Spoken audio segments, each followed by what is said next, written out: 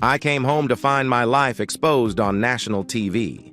My wife Sara was caught in a scandalous affair, and our daughter saw it all. The betrayal was devastating. As a rock star, I thought I'd seen it all, but nothing prepared me for this. My family was torn apart, our 20-year marriage in ruins. Public humiliation pushed me to the edge. But I wasn't just going to watch my life fall apart. This is the story of how I turned heartbreak into ruthless revenge. Brace yourself for a tale that will shock you to your core. In March of 1987, my band went into the office of our new record label to make a big deal. We had a contract from one of the biggest names in rock music, and we were excited to reach new heights. I sat at the long table and glanced at the contract in front of me. "What's this Jordan Shock thing?" I asked. "Didn't anyone tell you? You can't use your real name," our new boss grumbled. "Michael Jordan plays basketball, not guitar. From now on, you are Jordan Shock, got it?" I thought the name was okay. It didn't bother me much. I was feeling high from cocaine and had drunk quite a bit of whiskey at the time, but I wanted to make this deal happen. My dad was not happy. Michael was his name too. My mom didn't mind much, and my little sister Kim just rolled her eyes. With a contract that I admit I didn't read very well, we were quickly taken to a recording studio to make our first album. I was just barely 20 years old. Our singer and main leader was Chris Davis. His name was plain, and so was he. He didn't do drugs, barely drank, and didn't have the best looks. But he had a charm that many girls liked. When he woke up in the morning, he would have to step over girls who stayed the night before. Our bass player was Ryan Jackson. He was a big guy and a talented musician, but he hated the hair metal sound that ended up making us popular. He stood 6'4" and looked like a football player on stage. He wanted our music to sound like Led Zeppelin, but that didn't really happen. I remember the first time he wore spandex pants. You would think someone was poking him with needles by how much he complained. And yes, they were pink with zebra stripes. It was the 80s. Our drummer was Dany Cash. He had a silly name and was a bit silly himself. But he was as loyal as a friend could be and was my best buddy. He was a fantastic drummer and could play any style. Singing and songwriting were not his strong points, but he always helped us put on a great show. He even used special equipment that let his drums move around the stage or flip upside down. He took ideas from other performers and made them even better. I was the lead guitar player and wrote about a quarter of our songs. I also played piano when needed. Chris loved my rough singing voice and encouraged me to write and sing. He didn't like my drinking and partying, but he really enjoyed my guitar playing. He fired the first guitar player he had after he heard me play one night. He told me if there was a musical soulmate, I was the one. I didn't really believe that, but I went along with it anyway. We called ourselves Goblin Knob after a joke Chris made. We thought it was funny. The record label barely accepted the name. They just thought it was silly. They didn't get the humor. It was quiet, and by the time we noticed, it was too late to change things.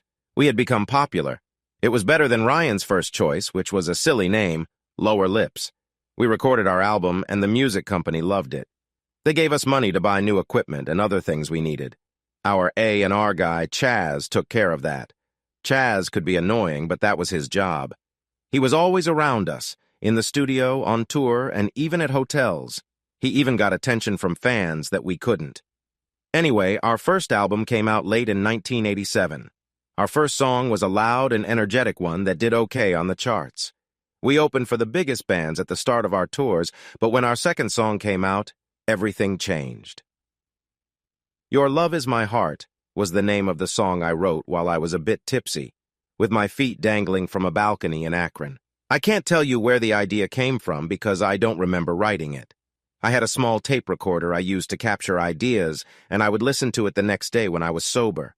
Sometimes Chris would listen too, and pick parts he could use. The next morning, Chris was in my room eating breakfast.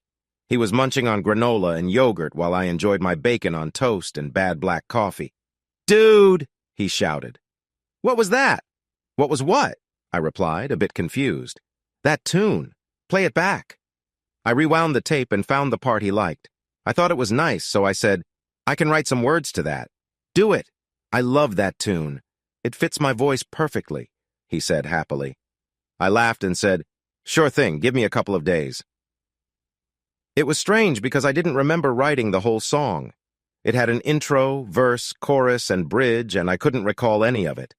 I didn't recognize it from anywhere, and no one I played it to had heard it before, so I decided to go ahead and finish it. I never got into trouble, so I guessed it was mine. 2 hours later, I had written down the lyrics in my notepad, and the song was done. Years later, people still play it on the radio and at weddings all over the world, which means I get some good money from it. I wish I had read the contract I signed back then because I could have earned more, but I guess we all learn, sometimes the hard way. Everything was great. We were making a lot of money, but soon found out we owed the music company a lot of money too. Luckily, we were able to pay it back easily. It turned out that all the money they gave us was just an advance on our earnings. How frustrating. But once again, I really should have read that contract before I signed it. Over the next 4 years, we released 4 more albums and traveled all over the world. Each album had at least one #1 hit, and we felt like we were on top of the world. That was until grunge music came along. We never got to release our 5th album, Who Dares Wins, because of grunge. When we returned from touring in Europe in 1992, people in America started wearing flannel shirts and stopped washing their hair. We heard music from Nirvana, Pearl Jam, Soundgarden, and other bands from Seattle, but we didn't think it would be a problem for us. That was until we saw that everyone was listening to them and dressing like them. It wasn't just the music. It became a whole way of life, a cultural change. It was tough to watch. We recorded an album, but the record company turned it down. They flat out said no. We knew it was just as good as our previous albums, but the music scene had changed. The label wanted us to make a grunge album, and we refused. Other bands tried to copy that style and failed miserably. We didn't want to look like we were pretending to be something we weren't, so the label dropped us. It was wild.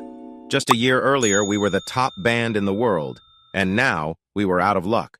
The worst part was that the money stopped coming in. Don't get me wrong, we made millions, and I knew I would be okay financially.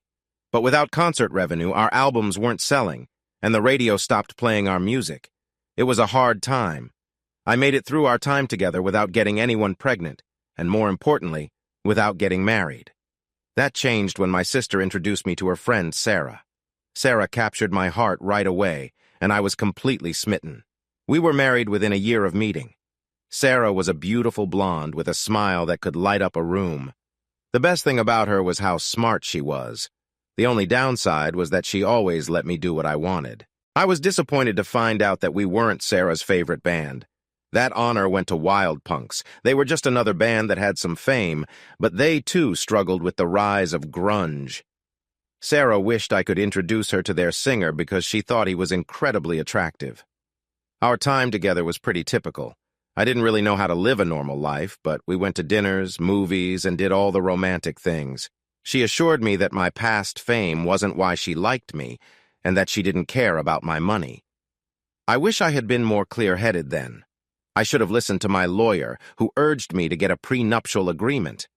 That would end up causing me trouble years later, as you might guess. Sara didn't spend much money, so I believed she wasn't after my wealth. She moved in with me after we had been dating for several months. She took charge of the house, made sure we had food, kept some drinks in the cabinet, and organized my clean clothes. I tried to buy her nice jewelry and a fancy car, but she wouldn't let me. She didn't like jewelry and thought a fancy car was too showy. I just shrugged and felt lucky to have her. Without music to keep me busy, I got bored. When I was bored, I drank. When I drank, I tried drugs. And when I did that, I messed things up. In the past, my friends Chris and Ryan helped me stay out of trouble while we were on tour and in the studio. Chaz kept me in line at other times. Without them around, I didn't know how to handle myself. I did a lot of partying when we were successful, but I had limits then. With Sara, there were no limits because she was fine with my rock star lifestyle. She thought that was just how rock stars acted. Things got really bad in '97. After 5 years of doing what I wanted, I took too many sleeping pills and ended up on the floor of our bedroom. Sara found me and rushed me to the hospital where they had to pump my stomach. I barely made it through. After that, Sara stepped in and made me go to rehab. You might think going to rehab would be good for me, and it was in some ways. But no one was watching my money, and my business manager took a lot of it. It took over a year to figure out how much was missing and why he got away with it. He was gone, and so was about $10 million of my money. During that tough time, Sara was my support.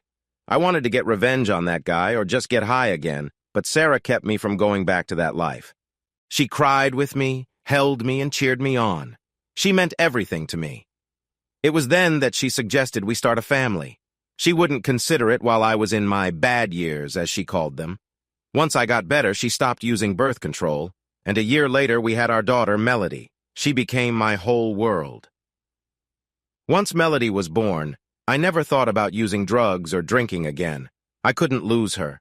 Sara made it clear that if I started up again, I would lose both of them. That was enough to keep me straight. It wasn't easy, but it was the best reason to stay sober. We faced a challenge when the tech market crashed in '99. I had already lost a lot of money to theft and fraud, and then I lost about 40% of what was left. We managed, but we sold my big house in Los Angeles and bought a more family-friendly home back in Ohio. Not having a cook or house cleaner was tough, but we adjusted. In the early 2000s, Chris and Ryan kept asking me and Dany to get the band back together and hit the road for some nostalgia tours. They played smaller shows in little places, but people were excited about our music again. I kept saying no. How could I go from performing at Wembley Stadium to a small fair in Iowa, or worse, a theater that only held 2,000 people? I just couldn't handle that hit to my pride. That was where we started. Dany had spent all his money. He had much less because he didn't write any songs. That was all Ryan, Chris, and me. So he wasn't getting the same money we were. Dany was already playing in smaller clubs on his own, so he jumped at the chance to return with them. They replaced me with a guy from another band who had been kicked out for using drugs. I just laughed and wished them luck. At least I was sober. I didn't bother talking to Sara about it. I just kept saying no.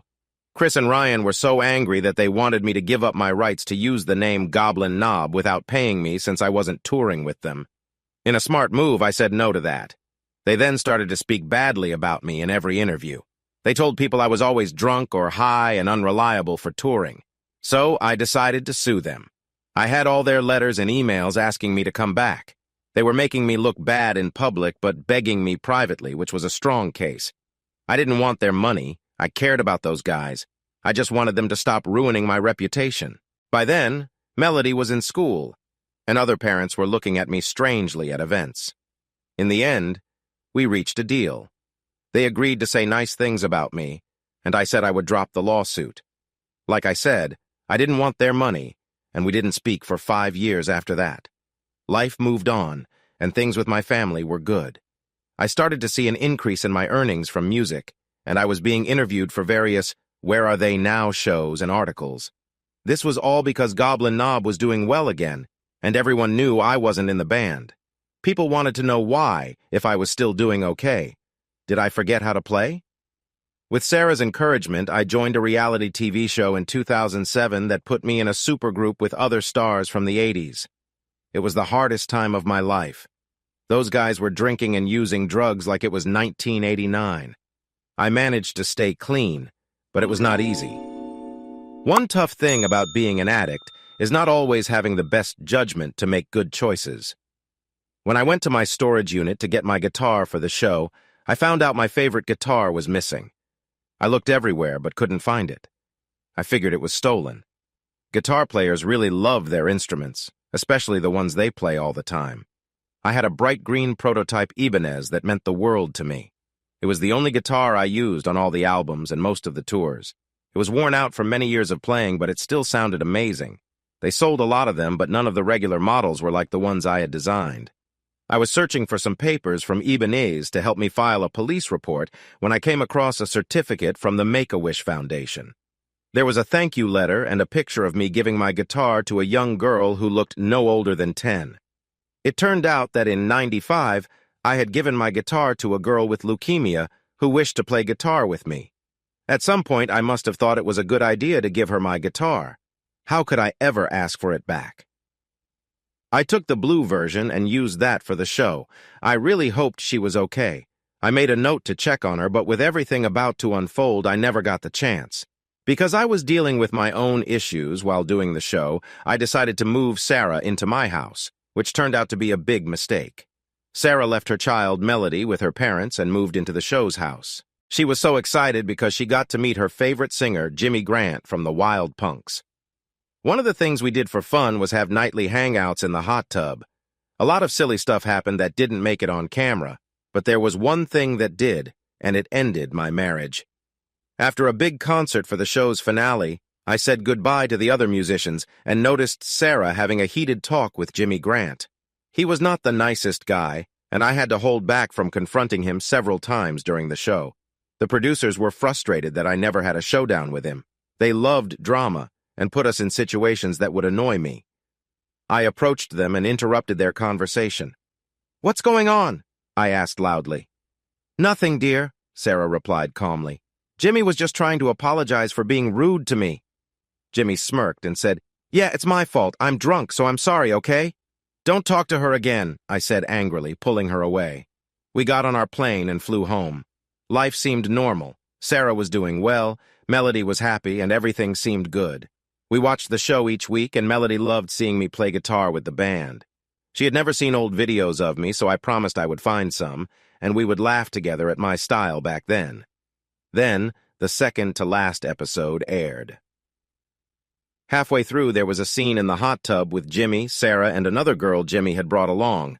I didn't remember where I was during the taping, but they showed clips of me and the band working on the song that was going to be the big highlight of the show. Sara never sat with us in the rehearsal room because it was quite dull. I thought she was just watching TV or something. I was wrong. The camera changed from the normal show cameras to a hidden night vision camera above the hot tub. I heard Jimmy say, "Why don't you girls kiss? That would be exciting." Sara looked unsure but took a big drink of her wine. Then a fan jumped onto her lap and kissed her cheek. At home, I was shocked by what I saw. Sara didn't notice anything until Melody asked, "Mommy, why are you kissing that lady?" I couldn't believe my eyes. Sara started yelling and tried to grab the remote to turn off the TV. I snapped back to reality and threw the remote at the wall, breaking it. I stood there watching Sara on TV. Instead of pushing the girl away, she kissed her back and held her close. Then Jimmy leaned in and started kissing the fan's neck. I thought for sure Sara would pull back, but she didn't. Instead, she started kissing Jimmy. The worst part was when the fan moved to let Sara sit on Jimmy's lap. The camera angle didn't show everything, but I could tell they were getting very close. I recognized that move very well. She always did that. Sara rushed Melody out of the room, crying. I collapsed onto the couch, tears streaming down my face as I watched my wife on TV. The sound of the phone ringing brought me back to reality. I reached over and answered it just as the show went to a commercial. "Hello?" "Jordan," my mother-in-law shouted, "tell me that was acting. Please say it was fake and my daughter didn't just kiss someone else on TV." "Well, Diane, I'm not sure, but judging by your crying daughter dragging Melody out of the room, I'm willing to say it was pretty real." "Jordan, I'm so sorry," my wife said, standing in front of me, looking upset. I handed her the phone and said, "It's for you." I walked out as she cried on the phone with her mom. She didn't even try to stop me. I went to Melody's room and kissed her cheek. "What was Mommy doing, Daddy?" I didn't know how to explain, so I said the first thing that came to mind. "She's making things difficult. I'm going away for a bit, Melody. Be a good girl for Mommy, and I'll see you soon." I grabbed my wallet and keys from my dresser and walked downstairs, past my wife, and out the door to the garage. I started my bright green Wrangler and drove off, not really knowing where I was going. Yes, it was the color of my favorite guitar, so what if I liked it? I woke up in a hotel room in Akron. It was funny because it was the same place where I had written my biggest song. There were bottles of Jack everywhere. On the table was a bag of something, and on the floor was Dany Cash. I nudged him with my foot and said, "Dany, what happened?" He stirred and replied, "Man, it's too early for all this." I walked into the bathroom and threw up as much as I could. I was definitely feeling the effects of drinking too much, and I was pretty sure I had used some of the other stuff, too. I felt terrible. When I came back into the room, I looked for my phone. It was in a bowl of water. "Great," I sighed. Dany chuckled. "Looks like you didn't like the calls. You were going to toss it in the pool, but it's empty." Very funny. I was still in the same clothes I had on when I left my house days ago, and I felt gross. I looked around and found my wallet and keys before leaving Dany on the floor. Leaving him there was a big mistake that I would regret forever. I started my Jeep and checked to make sure there weren't any open bottles or bags around. Once I felt safe, I went to the first store I found and got a new phone. They moved my number over and I was relieved. That relief didn't last long, though, as soon as my phone rang again. "What?" I shouted into the phone as I got back to my Jeep. "Jordan, please come home," my soon-to-be ex-wife cried on the line. "No, we're finished. I don't have a home anymore." I hung up, called my lawyer, and asked him to find a divorce lawyer to end my marriage. I was pleased that after checking in at a better hotel, I stayed away from alcohol for 3 days. On a gray Saturday morning, I was reading the newspaper when I felt sick after seeing a headline: "Rock drummer found dead." It was Dany. He'd had a heart attack just 1 day after I left him on the hotel floor. I still wonder if I could have helped him if I had stayed. Would he have survived if I had been there to call for help? I just didn't know. I drove to the nearest liquor store and bought a lot of Jack Daniels. I didn't see or talk to anyone for a week until the police knocked on my door. They asked what I knew about Dany and the drugs. I told them the truth, that I left the day before he died and didn't know what happened after that. Thankfully, the security cameras supported my story, and they didn't charge me with anything. Weeks later, the autopsy showed he had a blocked artery and died of natural causes. Of course, drinking and drugs were a factor, but my friend was still gone. I read in the paper that his funeral was the next day. I went to a store, bought a suit off the rack, and tried to sober up enough not to embarrass myself at my friend's funeral. I wished I had my Lexus as I pulled into the funeral home's parking lot. My bright green Jeep was loud and didn't fit in well there. I had planned to arrive early and stay away from the main crowd. I only wanted to talk to a few people and skip all the showy stuff. When I entered the room, I saw an older woman standing next to a coffin with 2 kids. I walked over and quietly joined them as we prayed. I asked God to forgive him for everything and take him to heaven. It wasn't all his fault, not really. I knew people might say otherwise, but what did I know? I was dealing with my own problems, too. I made the sign of the cross, and the teenage boy beside me said, "You're Jordan Shock, right?"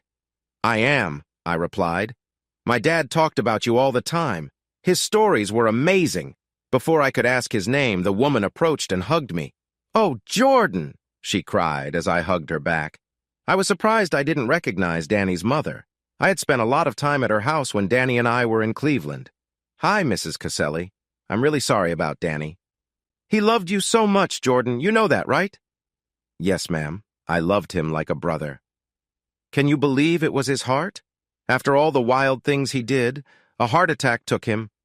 Honestly, I'd rather think it was a heart attack than something else, you know." She let go and smiled. "I guess you're right. It's better to remember him that way than think about anything else. You look unwell. Have you eaten today?" I chuckled. "You always worry about me eating, Mrs. Caselli. If it were up to you, I'd be much heavier." "Your skinny frame could use it," said a voice from behind us. It was Ryan Jackson with Chris Davis.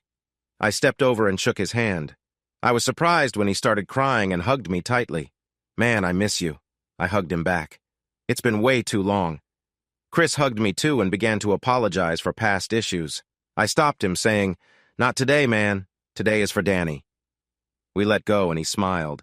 I thought about teasing him about his silly wig, but decided against it. "How's everything with your wife? The news is saying a lot of strange things, and we saw the show." "Was it real?" Ryan asked. "It was real. It's over. I'm getting a divorce." Both of them exchanged worried looks. Chris asked, "Did you have a prenup to protect yourself?" I shook my head, knowing I had messed up there. Ryan muttered, "Damn," then left the room to make a call. "What's going on?" I asked. "I think he's calling our lawyer about the band's business. You still own part of the Goblin Knob name and company. We're both concerned if she will get any of that." "Honestly, I have no idea. It's owned by companies, right? She probably can't claim any part of it, right?" I asked, feeling worried. That was an important asset on paper. It wasn't worth as much as it was in the 80s, but it still brought in money after we got married. I decided to text my lawyer to hear his opinion on this. Chris smiled and said, "Don't worry about that now. I'm sure we'll be okay." I felt uneasy about it. When I got married, our band had no value at all. My only real belongings were my house and some savings, and I was so in love that I didn't think about the possibility of divorce. The rest of the day went smoothly. I stayed away from most of the crowd, but they were family and friends of Dany anyway. The press wasn't allowed inside. They didn't bother anyone except me and the guys in the band. Some celebrity friends of Dany said nice things to the press about him, but we didn't. Chris planned to have a press release ready for all of us. Luckily, I got to ride in the family limo with Dany's mom and his kids. I wasn't sure which wife they came from, but none of his wives were there. One of them had passed away in the 90s. The funeral was serious and well attended. The line of cars was long, and I was glad that Dany had impacted so many lives. Later, I learned that the line of cars was about a mile long. I didn't know if that was a lot, but it sounded impressive on TV. There was a lunch for close friends and family. Chris, Ryan, and I sat with Mrs. Caselli and the kids. They asked Chris and Ryan questions that only kids could think of, and to their credit, the guys answered them all nicely. We shared funny stories about their dad and his adventures on tour, keeping things appropriate, of course. Chris spoke a lot about Dany's part in our band's success, and the kids really enjoyed it. I thought that was a nice thing to do. Chris always had a way with people. Once everyone left, Chris and Ryan drove me back to my car. They were really worried about the company and what my upcoming divorce would mean for it. I finally told them to stop talking about it and let the lawyers handle it. I didn't want to stress over it. When we said goodbye, we exchanged emails, phone numbers, and hugs. I promised to let them vote my shares for me. They were glad, and I didn't mind. If they messed things up for the band, then so be it. They were in charge now. Dany had sold his share to them 10 years ago, and he was just getting a salary when he came back. I felt a bit sorry for him, but he had his own priorities. You might not know it, but managing a successful band involves a lot of details. There are rights to merchandise, music, and approvals needed for using songs in commercials. Touring with the band using its name also brought up problems. Getting my songs onto greatest hits collections needed permission too. It was a lot to handle. I didn't want to be too involved, so I always let Chris vote my shares for the band. I trusted him to take care of it. It was his dream, and up to then, he was doing fine. Besides, even if I tried to vote, I'd be outnumbered anyway. Ryan and Chris were always on the same side. I knew I had to do whatever it took to keep Sara away from the band. I didn't talk to Sara at all during the divorce. I had weekends with my daughter, Melody, and I ignored Sara when I picked her up. Melody often asked when I would be home, and it broke my heart to tell her I would never be home again. I found out that Sara was entitled to a portion of my shares in the band. I had to pay her cash for that. I couldn't lose my main source of income. She also took half of my savings and alimony. My lawyer said I wasn't working, but the judge didn't believe that. I had plenty of money coming in from royalties. A few months later, I was finally divorced. I never let Sara explain why she did what she did. She sent me many messages saying it was a mistake made while drinking. But what hurt me the most was how public it was. She made me look foolish, and I became a joke in the music world for a long time. Jimmy Grant got his punishment, though. Someone attacked him outside a club in New York. He was too drunk to know who did it, and I was playing poker in Akron, which is what I told people. No one ever questioned me about it. I heard he got hurt badly and that he might never recover. Quite a situation. Because of the divorce, I lost a lot of my money. I owned some properties which made up most of my worth at that time. Sara didn't want them, so I had to buy her out. I had rental properties that brought in some money. My accountant advised me to take out loans to buy more. He thought the interest rates were low enough that I should keep my cash in other investments that were making more income. It seemed smart back then. We didn't see the bank crisis coming in 2008. In a few months, all my properties lost value. The loans were higher than what the homes were worth. On top of that, the stock market crashed, and I lost another 40% of my money. It was a disaster. Following more advice from my accountant, I sold all of my investment properties but had to pay out of my own pocket because they weren't selling for enough to cover the loans. It seemed smart to sell them before I lost even more. I was worried I would lose tenants, and my income wouldn't be as steady as it used to be. With the bad market, no one wanted to pay my old rental prices. That cost me over $1 million. It was really frustrating. My tenants were all looking for new houses because prices were dropping. It was a good time for buyers. By the time things got better for me, it was 2012, and I had less than $500,000 left. I couldn't believe it. It felt terrible. Then something wonderful happened. I went back to work. Not on tours or anything crazy. I did special events. For some reason, my fans wanted to see me.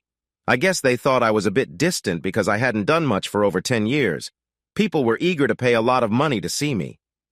At the same time, Goblin Knob released another greatest hits album. It mostly had our popular songs from the 80s, but included a few new songs Chris and Ryan had made. This was great for me because it gave me a chance to connect with fans again and brought in some money. I was at one of the few record stores left doing an appearance when I noticed a beautiful blonde in line. She looked wonderful and was carrying a guitar case I recognized right away, my bright green prototype baby's case. I walked around the table to her. She smiled as I approached and held out my hand. Jordan Shock. Jenny Mason, she replied softly, still smiling. Is that what I think it is? I asked, hoping. She nodded and a tear rolled down her cheek. Come on, let's go to the back. I turned to the crowd. Everyone, I'm taking a 15-minute break. The crowd groaned as I led Jenny to the back room. Once we were there, she placed the heavy case on the table and I looked at it in awe. Jordan, my mom asked me to return this to you. I stared at her, unable to speak. I sat down and asked, Are you? She shook her head. My sister passed away about a year after you gave her this guitar. I'm so sorry, no one told me, I whispered. A tear fell down my cheek. I would have gone to her funeral, but I didn't even remember meeting her. She started to cry. You have no idea how happy she was playing this guitar. She played it every day she felt good enough, even on days when she didn't feel well. I touched the case and wiped my hand over the old stickers. I'm sorry. We didn't take very good care of it after she passed. We kept it in her old bedroom, always in the case, always on her bed. I looked at Jenny and asked, Can I open it? She nodded. We're sending it home, Jordan. I'm giving it back to you. I quickly opened the case and the musty smell came out like a wave. There it was, my precious guitar. The strings were rusty and it needed some fixing, but it was there just as I remembered. I pulled it out and held it close. You have no idea what this means to me, Jenny. Wait, what's that? I noticed a folded piece of paper where the guitar had been. Jenny picked it up, opened it, and hugged it to her chest. Oh my goodness, she whispered. I put down the guitar and asked, What's wrong? Did you remember some song lyrics or something? It can't be that important. She shook her head. It's a note from my sister. We didn't know it was here. I wrapped my arms around her and said, Can I see it? She nodded. I took the note and read it out loud. Mom, please give the guitar back to Jordan. I feel bad for taking it from him, even though I loved that he gave it to me. It was his favorite guitar. I heard the doctor say the last treatment didn't work, and my time is short. That's okay. When I sit here with not much to do but think, I know I won't live much longer. Anyway, please give Jordan his guitar back and tell him to write me a song, a power ballad like Your Love Is My Heart. That would be really nice, and I wish I had asked him for that instead of the guitar so I could have heard it. I love you, Dad and Jenny. I love Jordan, too. Make sure he knows that. Tara. I broke down in tears. I tried to sit down but missed the chair and fell to the floor, still holding the note. Jenny knelt beside me and hugged me. As we cried together, the store manager walked in and said, Jordan, what's going on? We have people waiting. Just be quiet, I shouted. Leave me alone. He raised his hands and backed out of the door. I stood up and helped Jenny get up. Here, take this for your mom. Tell her I'll write Tara the best song I can. Thank you, Jordan. I hope we didn't harm the guitar by letting it sit so long. I shook my head. Don't worry about it. If anything is wrong, it won't be hard to fix. I hugged her again, and she smiled as she walked away. That beautiful woman was leaving, and I was letting her. I snapped back to reality and ran after her. Hey, Jenny. She turned and smiled. Did you forget something? No, I want to get your number so I can tell you when I finish the song. Her smile got even bigger. Sure, give me your phone. I handed her my cell, and she put her number into my contacts. There you go. Now you can call me anytime. Oh, wait. I'm sorry, I didn't mean to. I laughed. I want to call you, is that okay? She smiled and said, I'd like that. She turned and walked out of the store. I watched her leave and then remembered the line of upset fans waiting.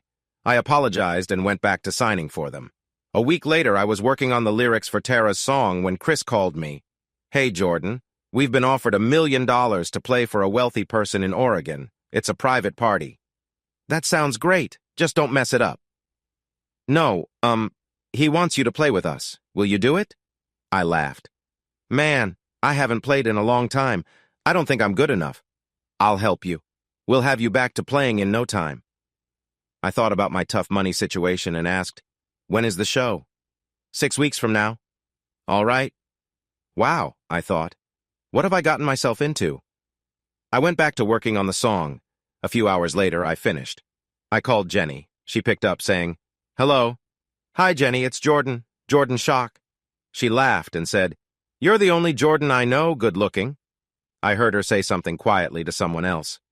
"Don't stress yourself too much." That made me smile.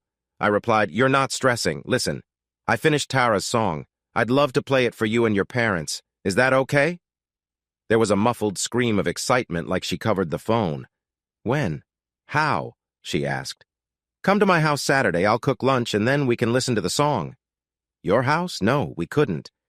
I chuckled and said, "Of course you can. It's just a regular house now. My RockStar days are over. You can also meet my daughter, Melody. It's my weekend with her." "Jordan, I can't think of a reason not to?" "Great. I'll text you my address and see you at noon on Saturday. Bye." I hung up before she could change her mind. After a cleaning crew worked on my home on Friday, I did a quick check to make sure everything was perfect for Tara's family. I decided to make Melody's favorite dish, a pan of lasagna, with garlic bread and salad for lunch. I felt nervous, but Melody found it funny. "You're acting like a cat in a room filled with rocking chairs, Dad." I agreed and was just about to check for more dust when the doorbell rang. I opened the door to see a smiling Jenny and surprised parents. Come in, Jenny! Great to see you again." Before I could talk to her parents, her mom pulled me into a big hug. "You're such a wonderful man." She started to cry, and her husband said, "Mary, let the poor guy go." "Thank you for having us, Jordan. Oh, for goodness sake, Mary. Jordan, I'm John. I know we met years ago, but you were in no shape to remember." I frowned. "Well, it has been quite some time," I said. "Good to see you again. Lunch is ready." During lunch, we shared stories about Tara, and they told me how they have been since her passing. She had a big impact on them, and they started a little charity in her name. I promised to make a donation, and they hesitated to accept. I also offered some gold records and things for their charity auction, which they gladly accepted. After lunch, I took them to my music room. I had a baby grand piano, several guitars, and a keyboard set up. Melody showed them to the couch, and they all sat down to listen. "You know, Jordan, Jenny's a music teacher," Mary said, letting that little secret out. "What?" I said in surprise. "You didn't tell me that." "It never came up," she replied quietly. "Do you play the piano?" I asked, and she nodded. "That's great. You play the piano and I'll play the guitar. This will be fun," I said. Her parents liked the idea. Jenny wasn't so sure at first, but after some gentle encouragement from her parents, and especially my Melody, she agreed. "The sheet music is my handwriting, but it's not too messy." I chuckled and pointed at the piano. I plugged in my old favorite guitar and made sure it was in tune. "Ready?" Jenny nodded. "You start the intro. 1, 2, 3, 4. She began playing the piano intro to the song. After a few measures, I joined in with the guitar. As I started to sing the first verse, her mom began to cry. The opening line was, "Your smile shines through your pain like a rainbow." By the time we reached the chorus, everyone was in tears. I sang the best I could. "We stand, we cry, we live, we die, but through it all, you're there. You're always by my side." Jenny started to sob and couldn't continue playing. I moved to the piano and finished the song with her head resting on my shoulder. "And as I look into the mirror, you're always by my side." Jenny hugged me, and suddenly Mary was hugging me too. "Wow, Jordan, that's even better than 'Your Love Is My Heart,'" John said, wiping his tears away. Both women agreed and asked if I was going to record it. I saw Melody putting her phone away. "I wasn't planning on it. That was just for you." "Jordan, that song is incredible. It would be a shame not to share it with the world," Mary urged. I sighed. All right. I'll talk to Chris and Ryan from the band. We have a show together next month. Maybe we can record it then. But all the money will go to Tara's foundation. I won't take a cent. That got me even more hugs, and my shirt became wet from tears. After everything was settled, they said it was time to go. They had a long drive home, and it was getting late. For some reason, Mary pointed out that Jenny lived only 40 minutes away. I noticed Jenny blush and felt bold. She was lovely and a bit younger than I was, so I thought I'd take a chance. Excuse me, Jenny. Can I talk to you for a minute? I asked. I led her to the kitchen. Jenny, do you think we could go out sometime? Sorry, I'm being awkward. I haven't asked anyone out in ages. She giggled. I'd like that. What about next Saturday for dinner? I smiled. That sounds great. I'll call you tomorrow. She smiled back. I'd like that. She kissed my cheek and skipped out of the house, making me laugh. Melody turned and said, I think she likes you, Dad. I kissed her on the top of her head. I like her too, kiddo. Dad, that song was really good. Did you write it before and just change some words? I laughed. No way, Melody. Tara asked me to write her an original song, not to change one of my old ones. I'm not Elton John, I joked. We both laughed, and she gave me a hug. I'm really impressed, she said, but then her face turned sad. What's wrong, sweetheart? I asked. Dad, are you going to become a rock star again? I squeezed her tightly and replied, Oh, no. I did that when I was younger. I don't want to go back to that. She held on to me and said, I'm happy to hear that. She hesitated. What is it, kiddo? I just don't want you to use drugs again. I wrapped my arms around her and said, I promise. I'm clean now. There's nothing to worry about. I'm in a good place. I love you, Daddy. I love you too, Pumpkin. I was taken aback. My daughter was worried I might use drugs again. The internet can be so cruel. Nothing in my life felt private anymore. Nothing felt worse than knowing your child is anxious about you. After Melody went to bed, I decided to call Chris. Hey, man, are you practicing? He joked. I laughed. Yeah, I'm playing better than I thought. Listen, I wrote a new song and I want us to record it. I quickly added, Don't worry, it's for charity. I'm not sure, man. Send me the song and I'll check with Ryan. If he's in, then I'll join. Just remember, it's for charity. All the money goes to a good cause. He chuckled. Some things never change. Okay, send me the song and we can talk more when we rehearse. Thanks, Chris. That means a lot. Sure, man. Now get to work and learn those solos. Yeah, right. I wrote them and no one plays them like me. I sighed with relief after I hung up. I really hoped he liked the song and would record it with me. It would do much better as a Goblin Knob song than if I released it alone. Sure, I could record it on my own with other musicians, but I wanted it to be special for Tara. She deserved the best. I woke up Sunday morning to the house phone ringing. Dad! It's for you! Melody shouted. Really? I thought. Who else would it be? I chuckled as I went downstairs to take the phone from my sleepy daughter. Hello? Jordan, it's Chaz. Chaz? Chaz who? Come on, man. You can't forget me after all those crazy times in the 80s. I sighed, realizing who he was. Listen, Jordan, that song is amazing. It could be your big hit. We need to get you, Chris, and Ryan together. Chaz, I interrupted. What are you talking about? The hit song you put on your YouTube channel. It's the best thing I've heard in ages. YouTube channel? What YouTube channel? I yelled, noticing Melody sinking deeper into the couch. Are you serious? That song already has 500,000 views in less than a day. You're going viral. My cell phone rang. I hurried upstairs to grab it. It was Chris. Chaz, I'll call you back, I said before hanging up. I answered my cell and asked, What's up, Chris? Have you seen the views? What's going on? Please tell me that's the song you want us to play. Let me guess, I said as I walked down the stairs. I have a song that's popular on YouTube. Popular is an understatement. Hold on, Ryan is calling me. I sat down on the couch in front of my daughter. She looked a bit guilty. Melody, why do I have people calling me saying I'm a virus? She laughed and said, You're not a virus, you're viral, look. She handed me her iPad and it was set to a YouTube video. I was surprised to see it was my music room. I hit play, and it was Tara's song, performed by me and Jenny, recorded by my daughter the day before. Oh, Melody. I'm sorry, Daddy, I have a YouTube page with all your videos on it. Look, I even put up some stuff from high school that Grandma let me have. Why didn't you tell me, baby? I have tons of things you could have shared. Really, Daddy? Mom said you'd be mad about it. She said you like your privacy. I laughed. No, sweetheart, your mom liked our privacy. I have many fans who would love to see the things I have in boxes upstairs. Can I post it? She asked. You know what, sweetie? I could share it and even sell it on a DVD or a website. It wouldn't be bad to make some money, right? There I went, thinking about money again. She smiled and said, No way, money's great. You need to pay for college, you know. We both laughed and I hugged her. No more secrets, Melody, okay?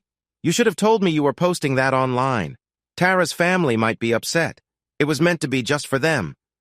She looked sad and said, I heard them say you should let the world hear it. That's why I posted it.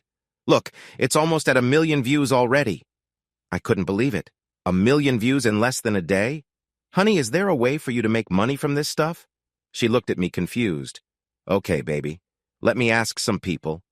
She laughed and hugged me again. My phone rang. Hello? Jordan, it's Ryan and Chris is here too. Dude, we're going to do that song. It's amazing. That's great, Ryan. Chris told you it's for charity, right? All the money goes to charity. You're donating your time to record the song. I'll get the funds for the studio. Absolutely. No worries about studio time. We'll record it at my home studio. We can all work on it together. Jordan, I'm really excited about this. He sounded genuine. Me too, Ryan. Guys, I know we haven't been friends for a while, but... Stop there, Chris interrupted. Look, all that stuff is behind us. We were upset because we thought you let us down and we said some silly things. No one feels worse about it than we do, and if you've seen any of our interviews lately, we've been nothing but kind. It's not like you did anything wrong and we had to kick you out of the band. Grunge music really hurt us back then. Ryan added, Grunge music? I chuckled. Grunge music. A little later, Melody and I were eating pizza at our favorite place when her phone rang. I forgot mine at home. Her phone just kept ringing. Hi, Mom, she said. Then after a moment she said, She wants to talk to you, Dad. Nope. Melody rolled her eyes. He said no, Mom. She shook her head. Mom, he said no. Okay. She set the phone down and switched it to speaker mode. Before Sara could finish saying my name, I ended the call. I raised my Sprite to toast with Melody and she laughed. Why won't you talk to her, Dad? She hurt my feelings, kiddo, in a really bad way. Do you know why she did that? Melody sighed. Yeah, she was with another guy. No, sweetie. I could have gotten over her being with someone just once, but she did it when we were filming a reality TV show that lots of people would see. Do you know why I wanted her there? I don't know if you remember, but I was the only one who went at first. She shook her head no. I asked her to come because those guys were using drugs and drinking all the time. I needed her to help me stay strong. I needed her support. But she let me down in the worst way. Melody moved closer in the booth and kissed my cheek. Next time, just call me. I won't let you down. I felt tears come to my eyes. My little girl was growing up. I knew why Sara wanted to talk to me. She must have heard about the song. I didn't care to hear her thoughts. I wasn't interested in anything she had to say. I dropped Melody off later that day. I loved spending time with her, and I really missed living with her all the time. I didn't regret getting divorced, though. Sara's disrespect was too much to ignore. Being drunk isn't an excuse. I've been drunk before and done many foolish things. But being drunk was never a reason to excuse bad behavior. I still can't stand to stay in a Holiday Inn. Sara waved at me from the house and started running to the car. Luckily, the driveway was long, and I drove away before she could reach me. I laughed and waved back. Was it petty? You bet. When I got home, I turned on my phone and checked my messages. Chaz left 6 messages. Forget that guy. I'd never work with him again. I never trusted him back then, and I wasn't going to start now. There were also messages from management companies. It's funny how no one reached out to me for 20 years, but now that I had a good song on YouTube, everyone wanted to connect again. I had more loyalty than that. My phone was flooded with texts, and my voicemail was full. I listened to Chris and Ryan's messages. They mostly wanted to talk about our schedules. That made me smile. I didn't have much going on, so I was free all the time. I also cleared out the dozen messages from Sara. I just wasn't interested. I opened a Diet Pepsi and sank into my big, comfy chair. I took a moment to relax and meditate. Then I decided to call Jenny. I hoped I wouldn't embarrass myself too much.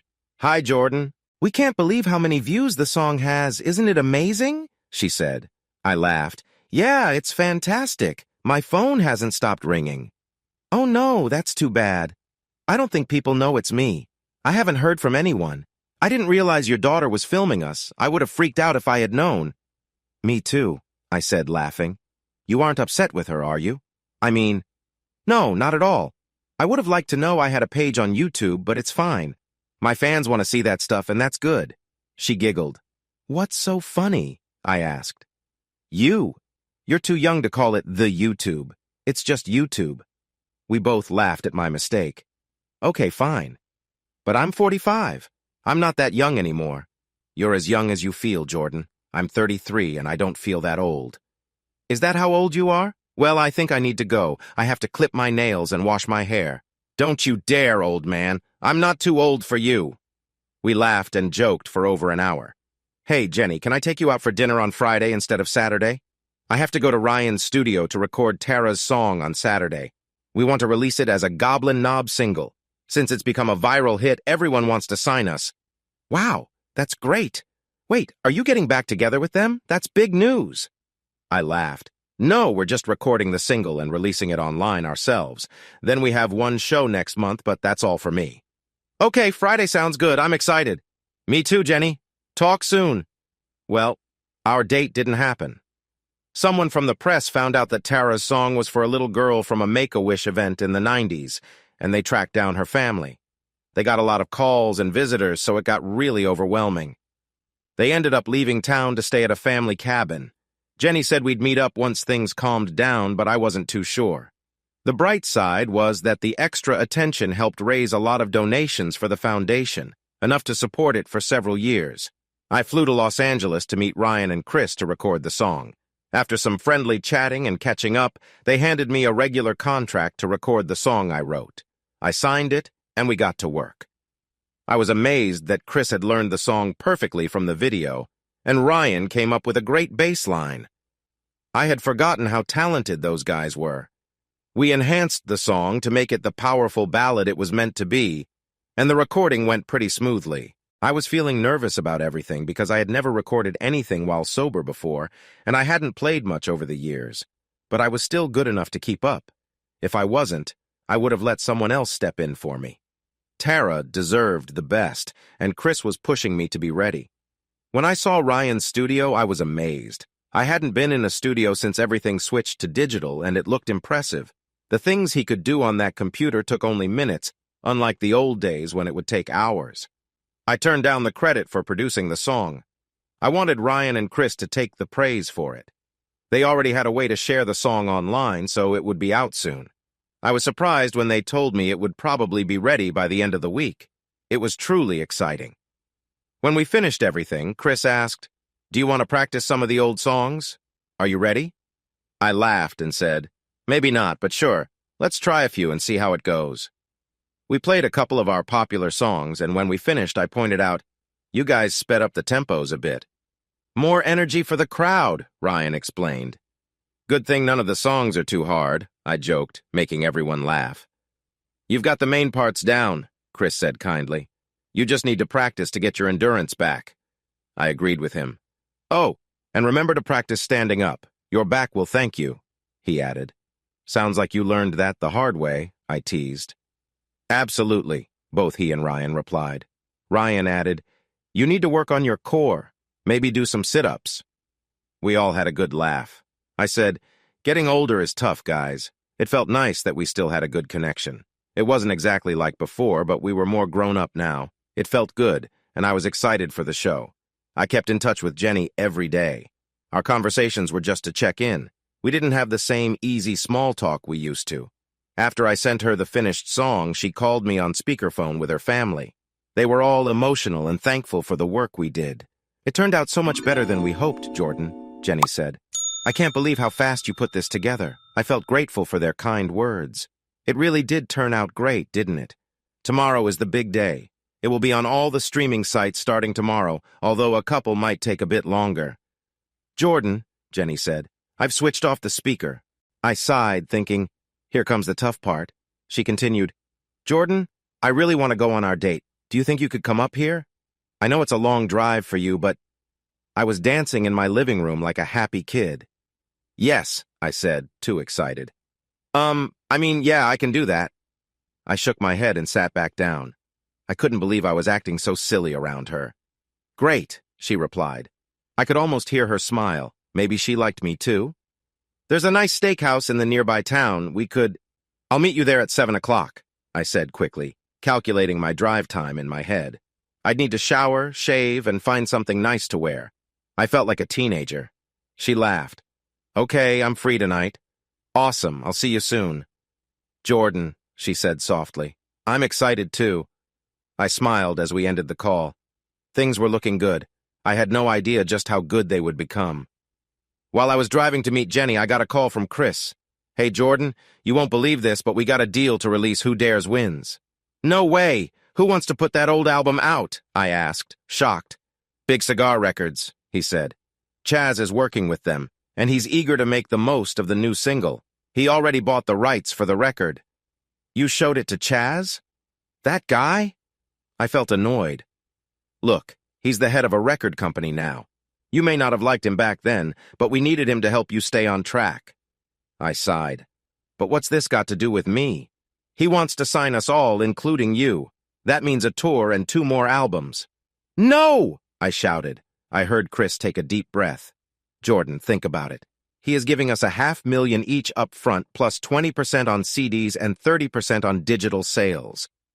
Man, I don't even know how digital sales work. That's not a good reason.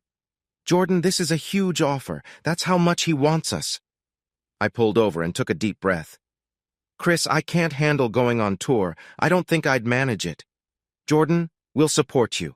We won't let you fall back if that's what you're worried about. You've done so well for so long.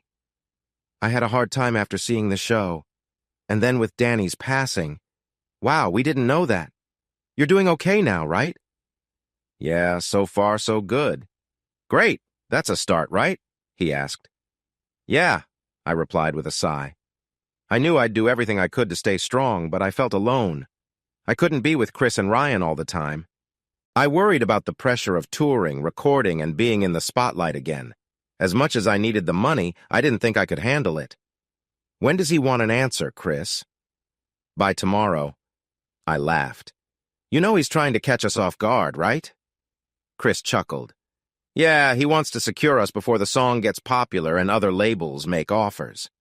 I can't stand that guy, Chaz. Let me think about it for a week. That will give me time to see if I can manage getting back into the music business, and it will let Tara's song get some attention. If that song is going to be as big as everyone says, let others compete for us. Okay, I'll hold off Chaz for a week. Listen, Jordan, your recovery is more important to me than this deal. Ryan and I will understand if you don't think you can handle it. I really appreciate that, my friend. I ended the call and got back on the road. I knew how online platforms worked. I spent a lot of time learning about them when I finished the song. It was also in the contract I signed with Ryan and Chris. That deal gave us 15% of the money from the digital single sales. In the past, we got 12% from the album sales on our first 3 albums. The second contract got us 18% for the next 3. In the end, we only made 5 records before they let us go. We had to put out a live album and a greatest hits album to keep the contract, since they refused to release the 5th album. Many companies wouldn't have allowed that. The label just wanted to move on, so that was that. I wondered if there was an audience for that album they put on hold. It wasn't like the fun hair metal we released before. It was much harder rock, and we were really proud of it. We went from sounding similar to Poison to having a sound like Ozzy Osbourne's No More Tears. That album was a big hit in '91. That's why we were so surprised they didn't want to put it out. It didn't help that our label had opened an office in Seattle and signed several grunge bands in late '91, and early 92.1992 changed everything. Nirvana, Soundgarden, and Pearl Jam shook things up in '91, but in '92, Alice in Chains, Rage Against the Machine, and Stone Temple Pilots shot to fame and knocked us down like bowling pins. On the other hand, Metallica was still doing well with the Black Album, and Guns N' Roses were successful with Use Your Illusion, so we thought we could compete with the Seattle bands, but the label didn't even want to take the chance. How foolish. By 2012, I was still keeping up with the music scene thanks to the internet. There was a big market for nostalgic concert tours. All our old friends seemed to be out touring, and the biggest acts were playing to huge crowds again. It was much better than 10 years earlier when Chris and Ryan were urging me to tour again in small clubs. In 2011, Bon Jovi and Journey were among the top tours. Kiss, Rush, and Guns N' Roses were also doing great. Why couldn't Goblin Knob have another chance at success? I decided I would really think about it this time and not ignore it like I did a decade ago. I walked into the restaurant and saw Jenny sitting at the small bar. It was a cozy place that looked like a log cabin, but from the appearance of the tables and the outfits of the servers, it seemed more upscale than a basic cabin restaurant. "Hi, Jenny," I said with a smile as I walked over to her. She looked up from her drink menu and beamed back at me. She looked great in a classic little black dress. When she stood to greet me, I noticed it reached mid-thigh and she was wearing black stockings. Her black heels completed the stylish look and I couldn't help but admire her. "Hi, Jordan." She opened her arms as I got closer and I kissed her cheek before giving her a hug. I thought, so far, so good. Just don't be awkward. She squeezed me tightly and I enjoyed the warmth of her hug. "You look stunning, sweetie. That dress is amazing. I might have to fend off admirers tonight," I joked. She laughed and playfully hit my shoulder. "Sure, I'm only interested in one guy." Suddenly, she looked worried and said, "Oh no, I'm sorry, Jordan. I didn't mean to." I smiled and kissed her cheek again. "It's fine. I've moved on from her." She nodded and asked, "What do you like on the menu?" I was thinking of ordering a martini. "Would you—" "Oh, no." I chuckled and said, "It's all good. You can drink when you're with me. I'm not having one, but you don't need to feel uncomfortable. I'm not that sensitive." "Your table is ready, ma'am," said a voice from behind. It was perfect timing. Jenny seemed a bit uneasy, and we needed a fresh start. I hoped she would relax and stop worrying about me, even though I was just as nervous about not embarrassing myself.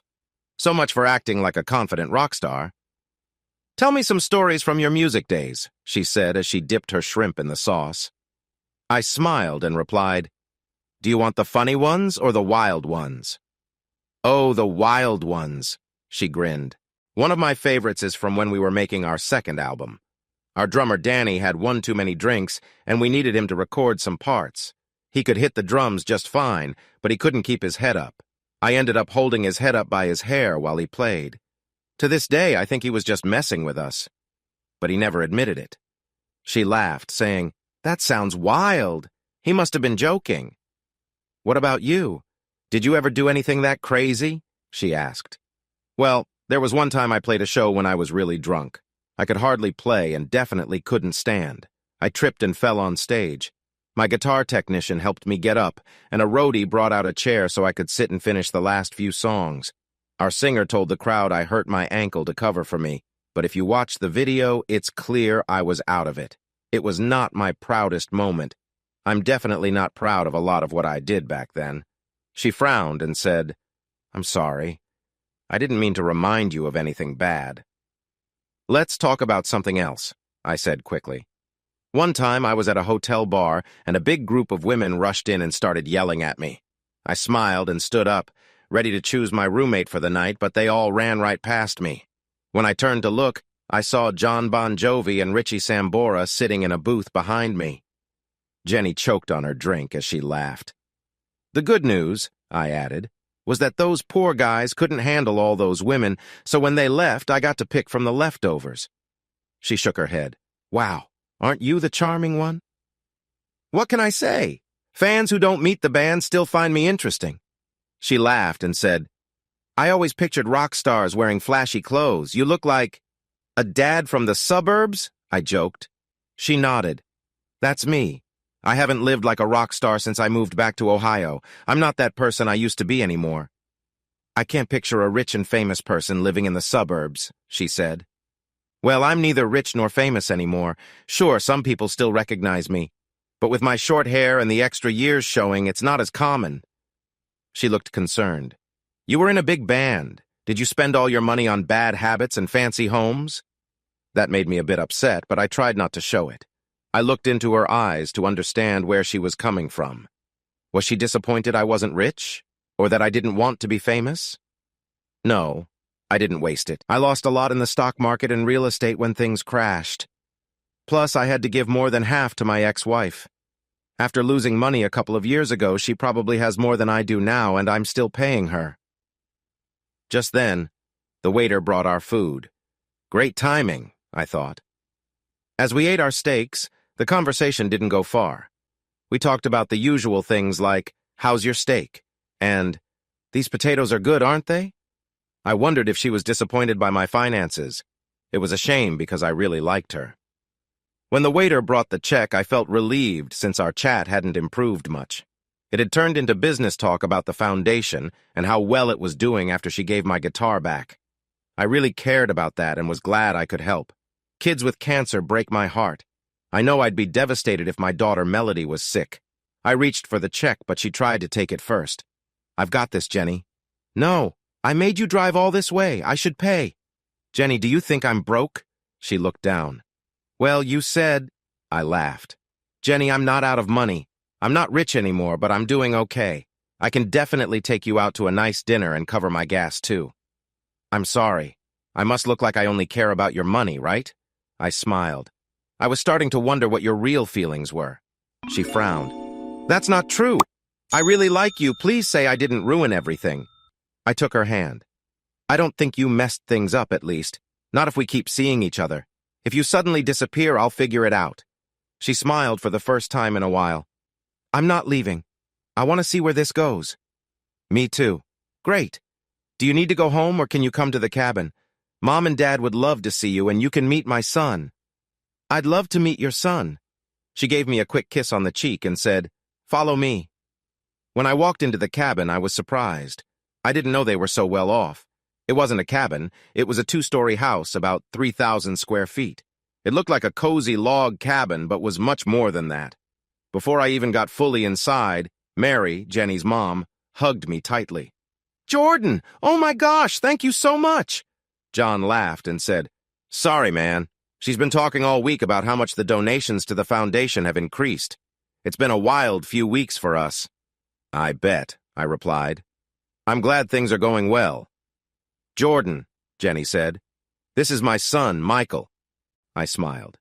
Great to meet you, Michael. We share a name. My real name is Michael Jordan. He laughed. Yeah, I know. Mom told me about it when I was little. Want to guess my middle name? I looked at Jenny, and she turned a bit pink. I kind of named him after you. John patted my shoulder after Mary finally let go of me. Tara wasn't the only one of my daughters who had your posters in her room. Everyone laughed, and Jenny's face turned even redder. I always liked being a source of inspiration for young girls, I joked. Mary playfully slapped my shoulder. Can we get you a drink, stud? Just some diet soda if you have it. If not, some water would be great, thanks. Jenny took my hand and led me into the living room, inviting me to sit on the couch next to her. John asked, How do you think the song will do, Jordan? I shrugged. I have no idea. It was written for your daughter, and it's a reunion of the surviving members of Goblin Knob. Chris thinks that will help sell it. Suddenly, it seems our little band is quite popular. Really? Michael asked. Are you getting back together? I laughed. I'm not sure how to answer that. I was just offered a lot of money to reunite and make a couple records and go on tour. Jenny's eyes lit up. Are you going to do it? It sounds like a great chance, I said. I sighed and replied, I really don't know what I want to do. It's a great chance, but I have some big worries about it. What kind of worries? John asked. Well, I've never played on stage without drinking first. I'm not sure I can handle it. You can do it, Jordan, Michael said. You're one of the best guitarists I've ever seen. I laughed a little. I don't know about that.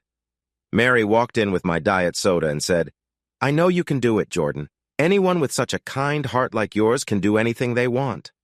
I took a sip and said, I wish it were that easy, Mary. I really do. When do you have to make up your mind? They really were a wonderful family, easy to talk to. I stayed and chatted for an hour before I realized I had to go. After a little back and forth about why I couldn't stay the night in their guest room, Jenny walked me to my car. "You named your kid after me?" I asked, opening my car door. She wrapped her arms around my neck and said, "Who do you think got my sister into Goblin Knob?" I leaned down and kissed her. It was one of the sweetest kisses I could remember. She pulled back a bit and said, "Thank you for visiting me. I couldn't wait any longer." I kissed her again and asked, "When can I see you again?" "I think I'm going back to work on Monday, so I'll be in town on Sunday." "Okay. Let's keep in touch. I'm not sure how busy I'll be in the next month." She smiled. "Jordan, if you need someone to talk to while you decide, I will be here for you." That got her another kiss. "Thanks, Jenny." On my way home, I decided to rejoin the band. The big reason was the money. It was a lot of money, and I knew we could make even more by touring. I also worried that if I didn't do it, Chris and Ryan might try to push me out of the band. I still got a small cut of what the band made from all those years when Chris and Ryan kept it going. They made more than I did because they were still writing songs and touring, but all the money went into the group's fund. I called Chris to tell him my decision.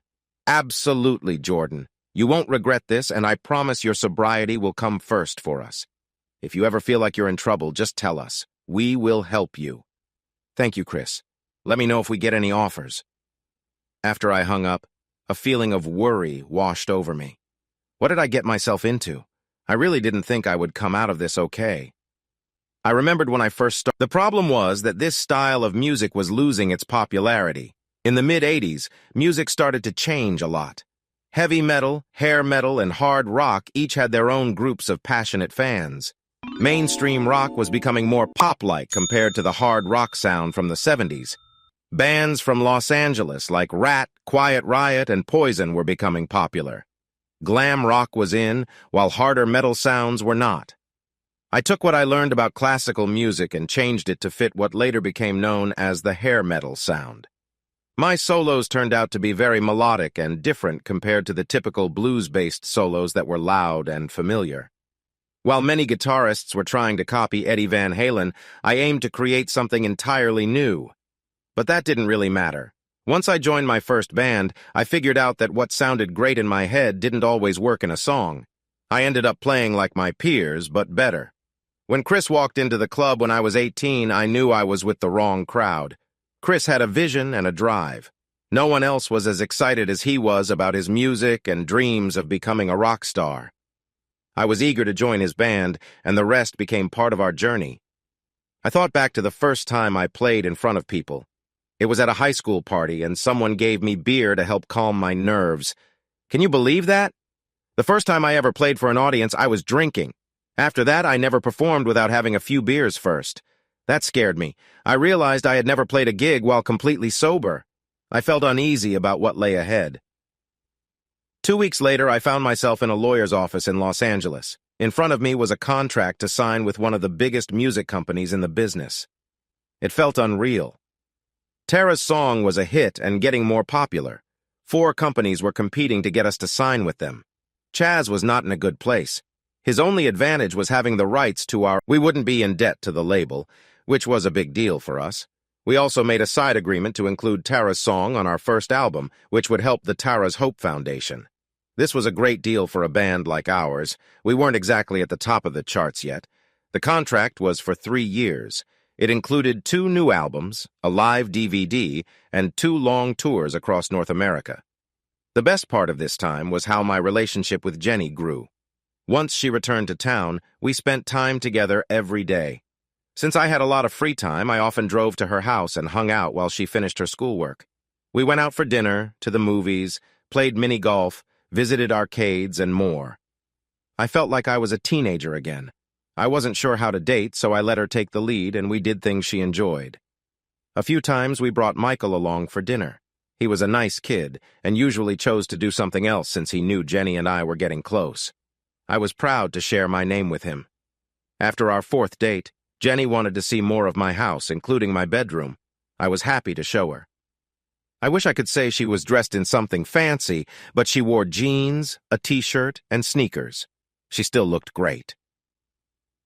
I watched her walk up the stairs to my bedroom. She admired the gold and platinum records on the walls, looking impressed. She took off her shoes and turned to me. Before she could say anything, I leaned in and kissed her deeply. We shared a lovely moment. As we embraced, I held her close. After a moment, she pulled away and smiled at me. Then she playfully took off her t-shirt, giving me my first look at her figure. She was just as beautiful as I had imagined, with curves that suited her perfectly. When her pants dropped, she spun around and bent down to remove them. I couldn't help but admire how she looked in front of me. I felt something drip down my face. My chest felt tight, my hands shook, and I felt dizzy. So, as I walked out of the office, Chris and Ryan caught up with me at the elevator. "Are you going to be okay?" Ryan asked. I laughed. "Honestly, I have no idea. I'll just keep doing what I do and take it one day at a time." "We're here for you, Jordan. You know that, right?" Chris said. "I know. Let's just get through the show in a couple of days and see what happens." On show day, I was very nervous. I sat in the dressing room near the stage, staring at a bottle of whiskey on the table. Chris and Ryan were fixing their wigs, choosing long, fake hair over short hair. Thankfully, I still had a full head of hair. I didn't want to wear a wig. My hair was still black and looked good. Then I felt a hand on my shoulder again and looked up. "What's on your mind?" Jenny asked. "I'm just thinking about my old stage moves," I replied, not wanting to share my real feelings. "Okay, that's good," she said, picking up the whiskey bottle and pouring it down the sink. She grabbed a bottle of water from the cooler and handed it to me. "Thanks," I said, opening the bottle. Ryan winked at me, but I just shook my head. "5 minutes until showtime," a voice called from the door. My hands started to shake a lot. Chris noticed. He put his hand on my shoulders and said, "It's going to be okay. There are only about 100 people out there. We'll play for just an hour and you're going to earn 300 grand. Just breathe." I picked up my guitar, checked to make sure it was in tune, and took the biggest breath I could. My chest felt so tight that it was hard to get air in. I was far from calm. Jenny gave me a kiss on the cheek and said, "You've got this. You were made to perform. Go out there and show the world your talent." I smiled and kissed her back. "You know I care about you, right?" She smiled and replied, "I've liked you since we were kids." That made us all laugh, and we headed to the stage. The walk to the stage was only a short distance, about 10 feet down a hallway. Back when we played huge stadiums, that walk would have been much longer, sometimes needing a ride on a golf cart. I always like to take some time to gather my thoughts before performing. To be honest, I sometimes enjoyed having a drink first, too. But tonight was different. I hardly had a moment to give Jenny another kiss before I headed up the stairs to face what was ahead. I really hoped I wouldn't mess up too badly. I felt uncertain about getting through this without making a mistake. I connected my guitar to the sound system and felt a rush of energy. It wasn't a shock, but a wave of excitement. I heard the wealthy birthday boy announce us, and suddenly I was on stage, blinded by the bright lights. It was hard to breathe because of the fog filling the air. At least I remembered the song, and I played the beginning pretty well. But then I realized I couldn't hear myself. Ryan came over and turned up my guitar volume. He gave me a quick kiss on the cheek and chuckled as he returned to his spot. "Great! I forgot to adjust the volume before we started. I was so nervous about messing up that I made a mistake right from the start. At least my guitar was in tune." I managed the first 4 songs without any mistakes, then we played one of our harder ones. I had 2 long solos to play, and I needed to be sharp to nail them. My hands were cold, and my back ached from the weight of the guitar as I stepped to the front of the stage. The spotlight hit me and I played hard. I thought about Jenny and Tara. I didn't want to let either of them down as my fingers flew over the strings. Then I played a fast run of notes that lots of young musicians have been trying to master for years.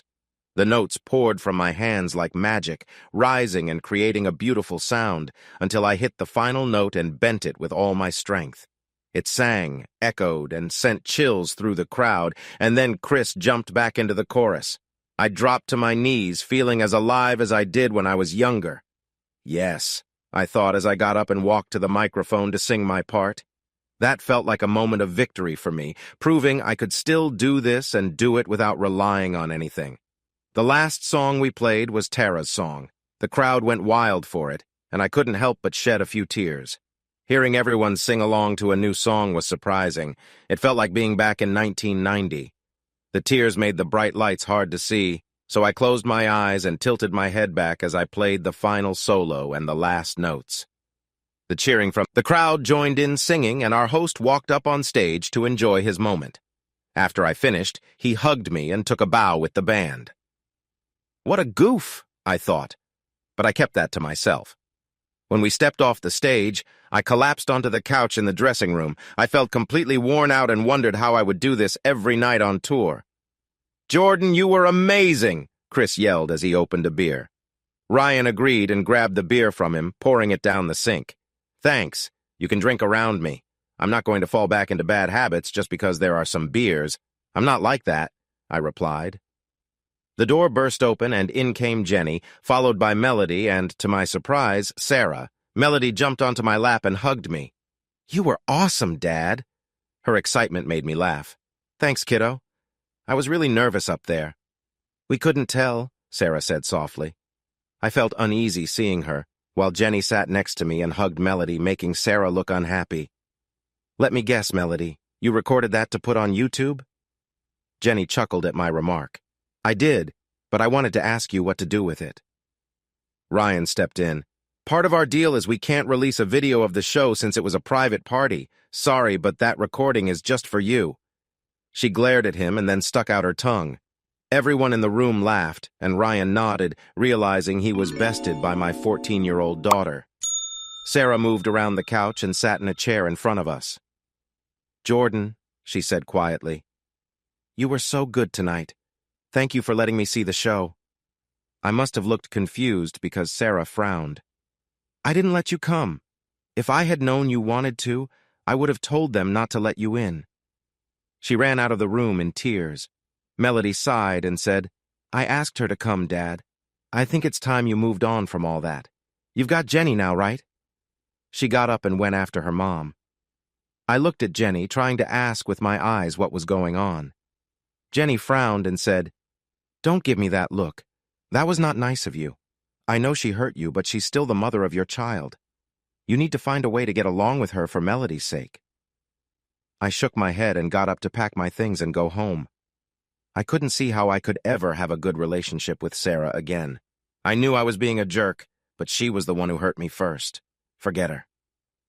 I was listening to the last mix of our new record when my phone rang. Chris and Ryan worked with an engineer to complete the final remix, and they did an amazing job. "Hi, Chris." "Hey, man. Have you listened to it yet?" I chuckled. "I just got it this morning. I'm listening right now. So far, it's great. They should have released it 20 years ago." "No kidding," he agreed. "Look, Ryan and I are both on board. Let us know what you think and we'll get it out. The label wants to put out 2 singles from it. I think I know which ones. Tracks 1 and 4, right? They sound pretty modern." He laughed. "Yeah, those are the ones. They fit in really well with what's popular now." "So what else is new? That's not the only reason you called, is it?" "No, we need to change our studio schedule for the new record. They added 6 more shows on the first part of the tour.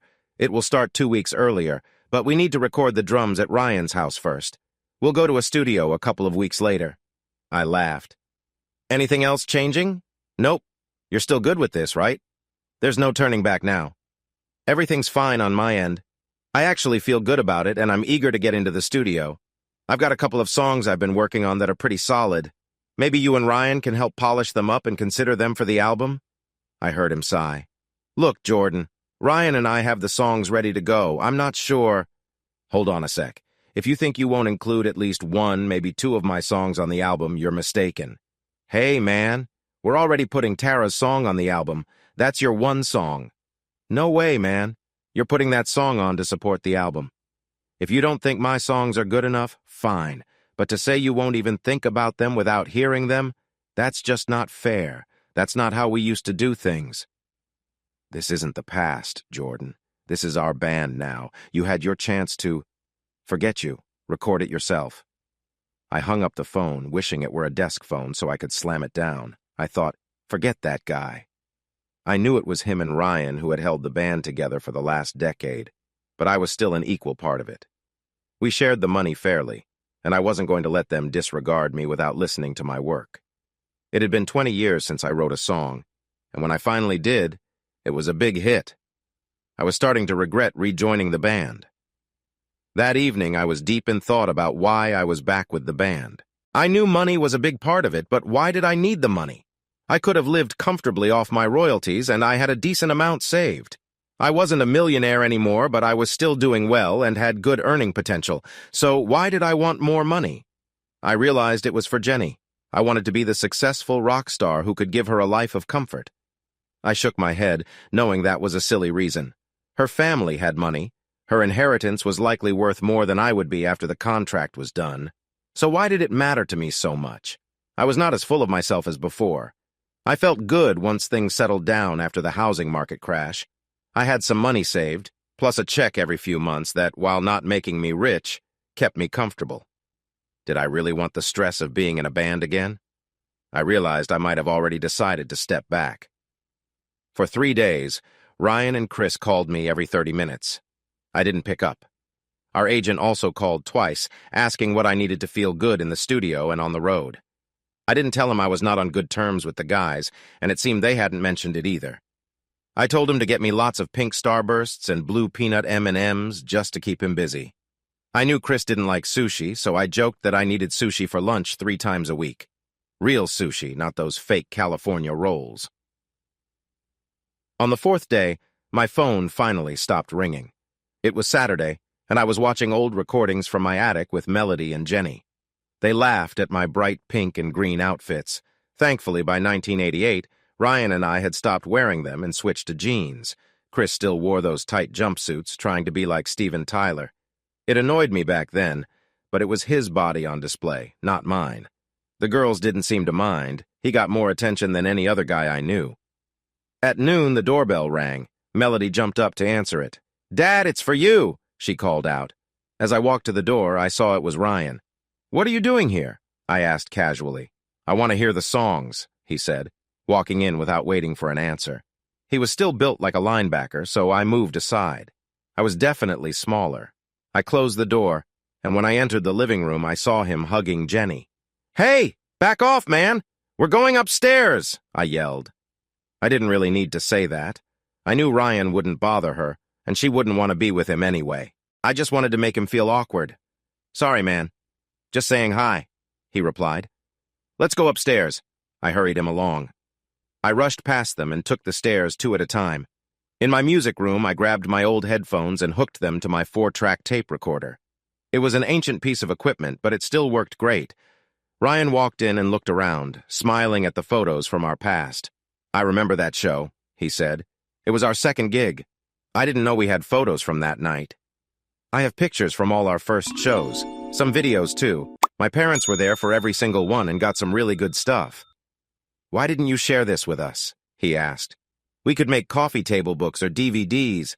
Heck, we could do a box set and—" "Hold on there, Mr. Businessman.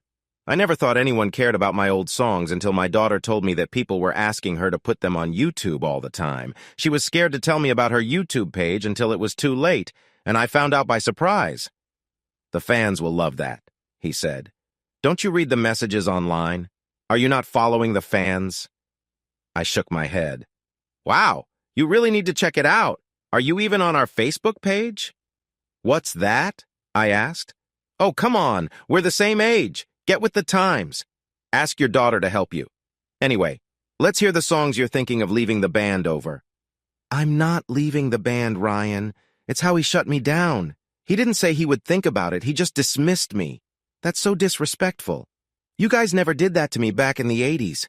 Chris was my biggest cheerleader. He pushed me to write and sing, and that's how we got our biggest hit. Remember?" He rolled his eyes and took off the headphones. "Okay, that wasn't me, and I agree he was wrong about how he did it. He just really believes in the songs we have ready." "What if I don't like them?" I asked, already certain I knew the answer. "You would lose the vote." "Right." I knew he was right. "Just listen to the songs. Do you want a drink?" "Water, please." I left him to listen and went downstairs.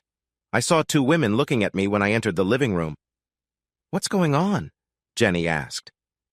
"He wants to hear the songs I'm thinking about leaving the band for." Both of them shook their heads and went back to watching the show they had on. I looked at the TV and said, "That's the show where I fell and had to finish sitting down." I heard Melody gasp as I walked into the kitchen.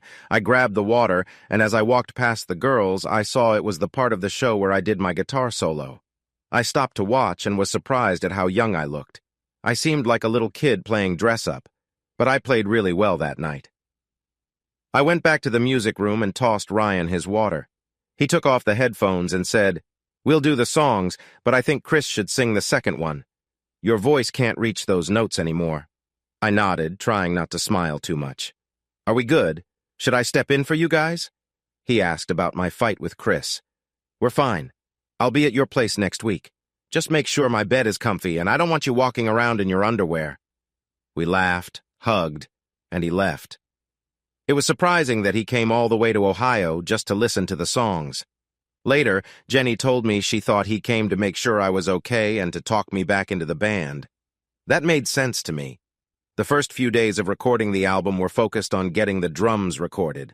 The rest of us played along with the drummer to help him understand the parts he needed to work on. It was also a good chance for us to practice the songs. Chris and Ryan already knew them, so I needed to catch up. I managed to do that quickly and learned my parts without any trouble. The first time I really struggled was when I had to record my first solo.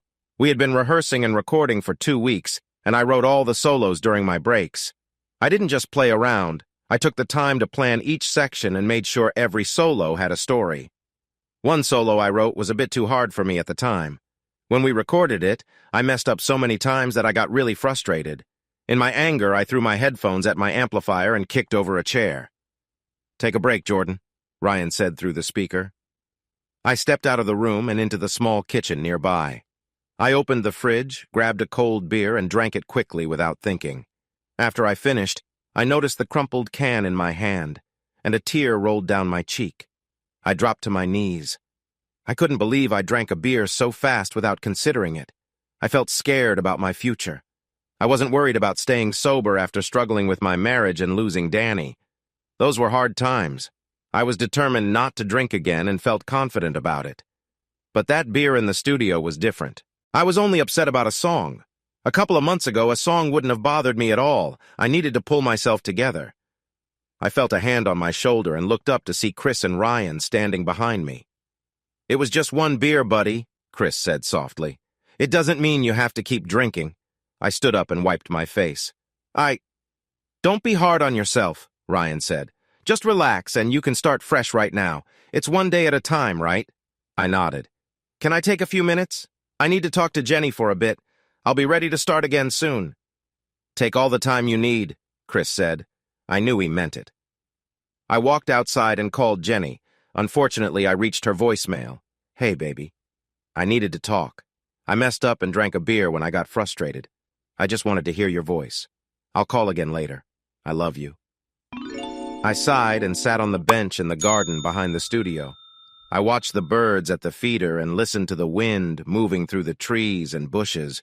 It was so calm there.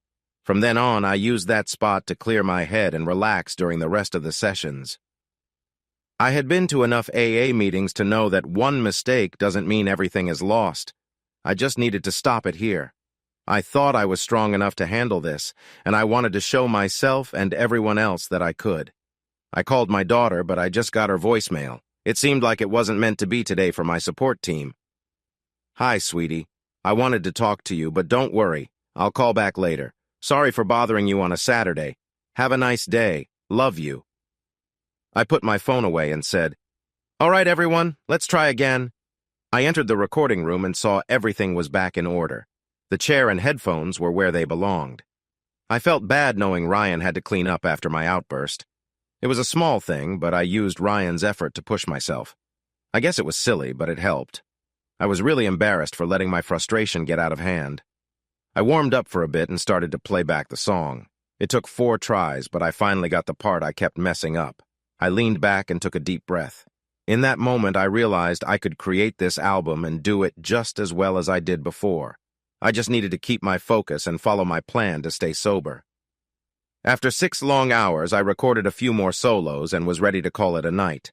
As we listened to my last recording, the studio door suddenly swung open. We all turned to see Jenny and Melody rush into the room. "Daddy!" Melody yelled, running over to me and wrapping me in a big hug. "Are you okay? I'm sorry I didn't answer. I was in the pool." "Slow down, Pumpkin. I'm fine," I said, looking up to see Jenny standing there with a tear in her eye, waiting her turn. I opened my arms for a group hug. "I'm okay, girls. I just had a drink, that's all." "What happened?" Jenny asked. "I got frustrated while trying to record a tough solo," I replied with a laugh. They looked relieved, but still worried. "Look, we're almost done here. Are you hungry? I can take you to dinner," I suggested. "I'm not sure I could eat," Jenny replied. My daughter laughed and said, "I'm starving. Can we get pizza?" Ryan joked, "You're in California, kid. Good pizza is hard to find here." We all laughed, and I waved goodbye to Ryan and Chris. As we walked to my rental car, I said, "You didn't have to come all this way. A phone call would have been fine." Jenny squeezed my arm. "I didn't know what to think. I tried calling you a bunch of times, but you didn't answer. I was really worried." I nodded. "Yeah, sorry about that. I keep my phone on silent when I'm working. I didn't think about it." "How did you manage to get Sara to let Melody come?" She laughed. "Sara still cares about you. I had a hard time convincing her not to come with us. She was really worried." I shook my head. "Thanks for that. I don't want to see her." "Will you ever forgive her, Dad?" "No. Never." Melody frowned. Jenny chose to stay with me while I finished my part of the music. Sara decided to fly out and take Melody home. She didn't want our teenage daughter flying alone. I understood that, but I couldn't help but think it was an excuse to see me. Maybe I was being too proud. I stood in the airport with Melody and Jenny, feeling very nervous. Both of my girls held my hand as we talked about what was next for Melody. It wasn't long before Sara walked through a crowd of people. She rushed over and hugged me. I didn't hug her back, but she held on tight like she didn't want to let go. "How are you, Jordan?" she asked. "Fine," I replied, stepping back from her. We stood in silence for a few moments before I said, "Well, goodbye, kiddo. Thanks for coming out. I really appreciate it." Melody hugged me and started to cry. "I love you, Daddy. Please take care of yourself, okay?" "I will, sweetie. Don't worry about me." Sara asked, "Will you be okay, Jordan? We can stay until you—" "No," I said quickly, maybe too quickly, because Jenny frowned. "I'm sorry. I didn't mean to sound harsh. Thank you for wanting to help. I will always love you, Jordan. We will be connected forever."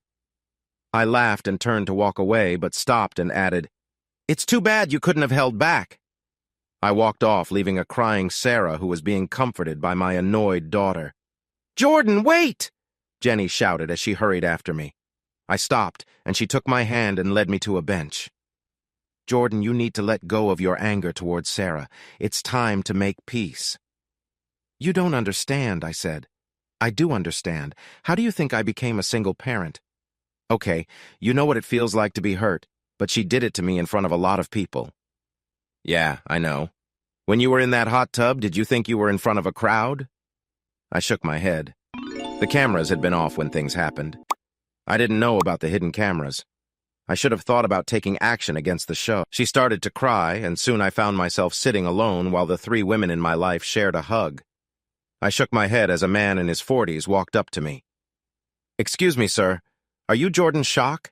he asked. I sighed. "Yeah. Look, this isn't a good time." "No, I'm not here for an autograph or a picture. I just wanted to say thank you." That caught my attention, and I stood up. "For what?" "For Tara's song.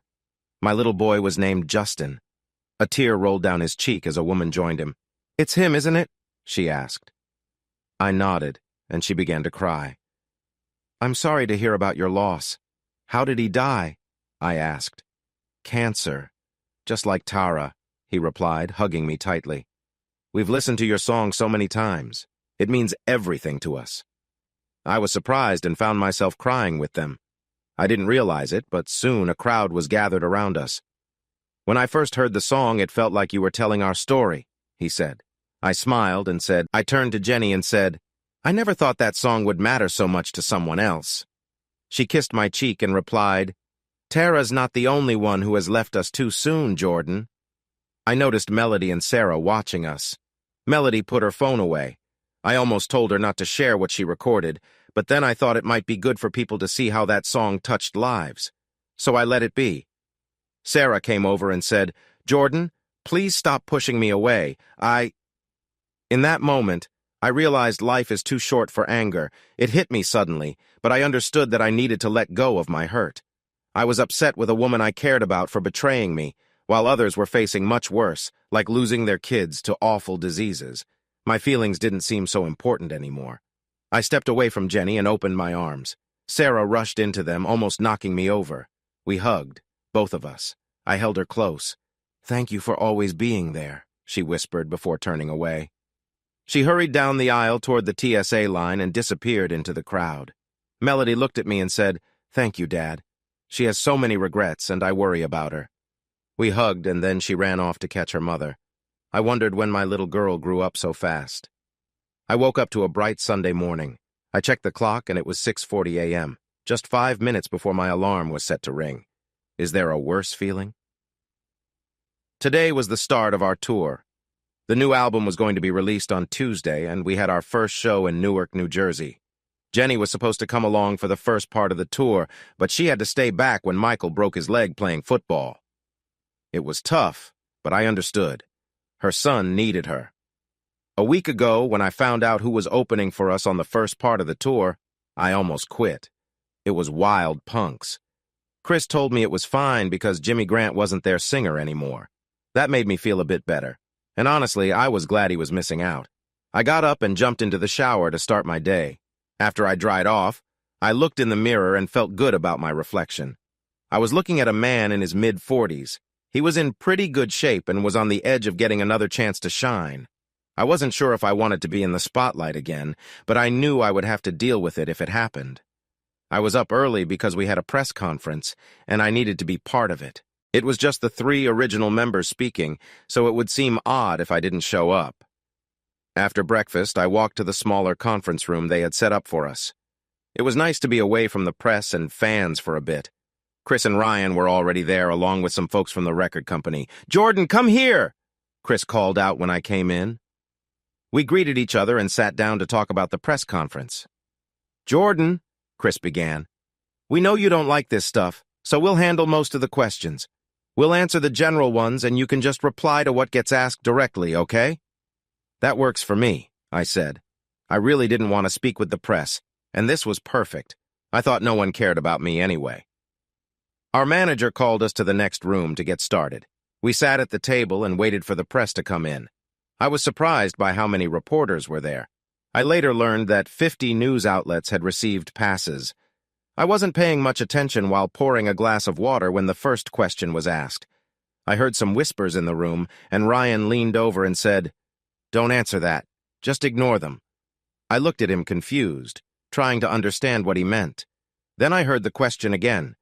"Jordan, how do you feel about Jimmy Grant opening for you on tour after he got together with your ex-wife?" I glanced at Chris and Ryan, but they looked away. They knew about this and hadn't told me. I felt angry. I turned to the reporter and said, "What are you talking about?" He grinned and said, "Jimmy Grant is back with Wild Punks as of yesterday." I looked at Ryan and Chris again, but they wouldn't meet my eyes. They knew, and I was upset. So I asked the reporter, "Can you confirm the rumor I heard that Jimmy Grant is having some trouble in that area?" Ryan and Chris shook their heads while other reporters laughed. "I'll tell you what," I said to the reporter. "When Jimmy Grant can come up here and show us his talent, I'll share my thoughts on him being the opening act for our tour." I could hear snickering among the press. I didn't care. "So, Jimmy Grant is back with Wild Punks, huh? That's great. They're so not good that they're opening for us. You should ask him how it feels to open for someone better," I said casually. Then, I stood up and walked out of the room. I was done with them. They don't get to ask me those kinds of questions and just walk away. Our manager was in the other room, and I went straight to him as soon as I saw him. "If that band isn't off the tour in 5 minutes, you better find a new lead guitar player." "Jordan, we can't. They signed a contract." "I don't care. It's them or me. Chris and Ryan better have a good reason for not telling me. They clearly knew, and you did too. You've been dishonest with me, and I'm done with you as my manager. In fact, I might just leave the band if you're still around. You need to go." I walked out and managed to get into an elevator before the press found me. I couldn't believe Chris and Ryan let me get blindsided like that. They must have known it would come up. It was too big of a story. The worst part was that the reporter didn't even have the facts right. I left Sara. Jimmy didn't take her away. Once I was back in the safety of my room, I started to pack my bags. I never unpacked when we were only in a city for a night or two. I just lived out of my suitcase. I had to pack my guitar and the sheet music I had spread out everywhere. There was a knock on the door and I shouted, "Go away!" I wasn't in the mood to deal with anyone. Then my phone rang. It was our manager. I answered and yelled, "What do you want, Steve? Open the door, we need to talk about this. Leave me alone, or when I open that door, my fist will say hello for me." I hung up and sat on the bed. I tried calling my lawyer, but it was Sunday, so he didn't pick up. I left a message telling him to find a way to get me out of my contract with that terrible manager.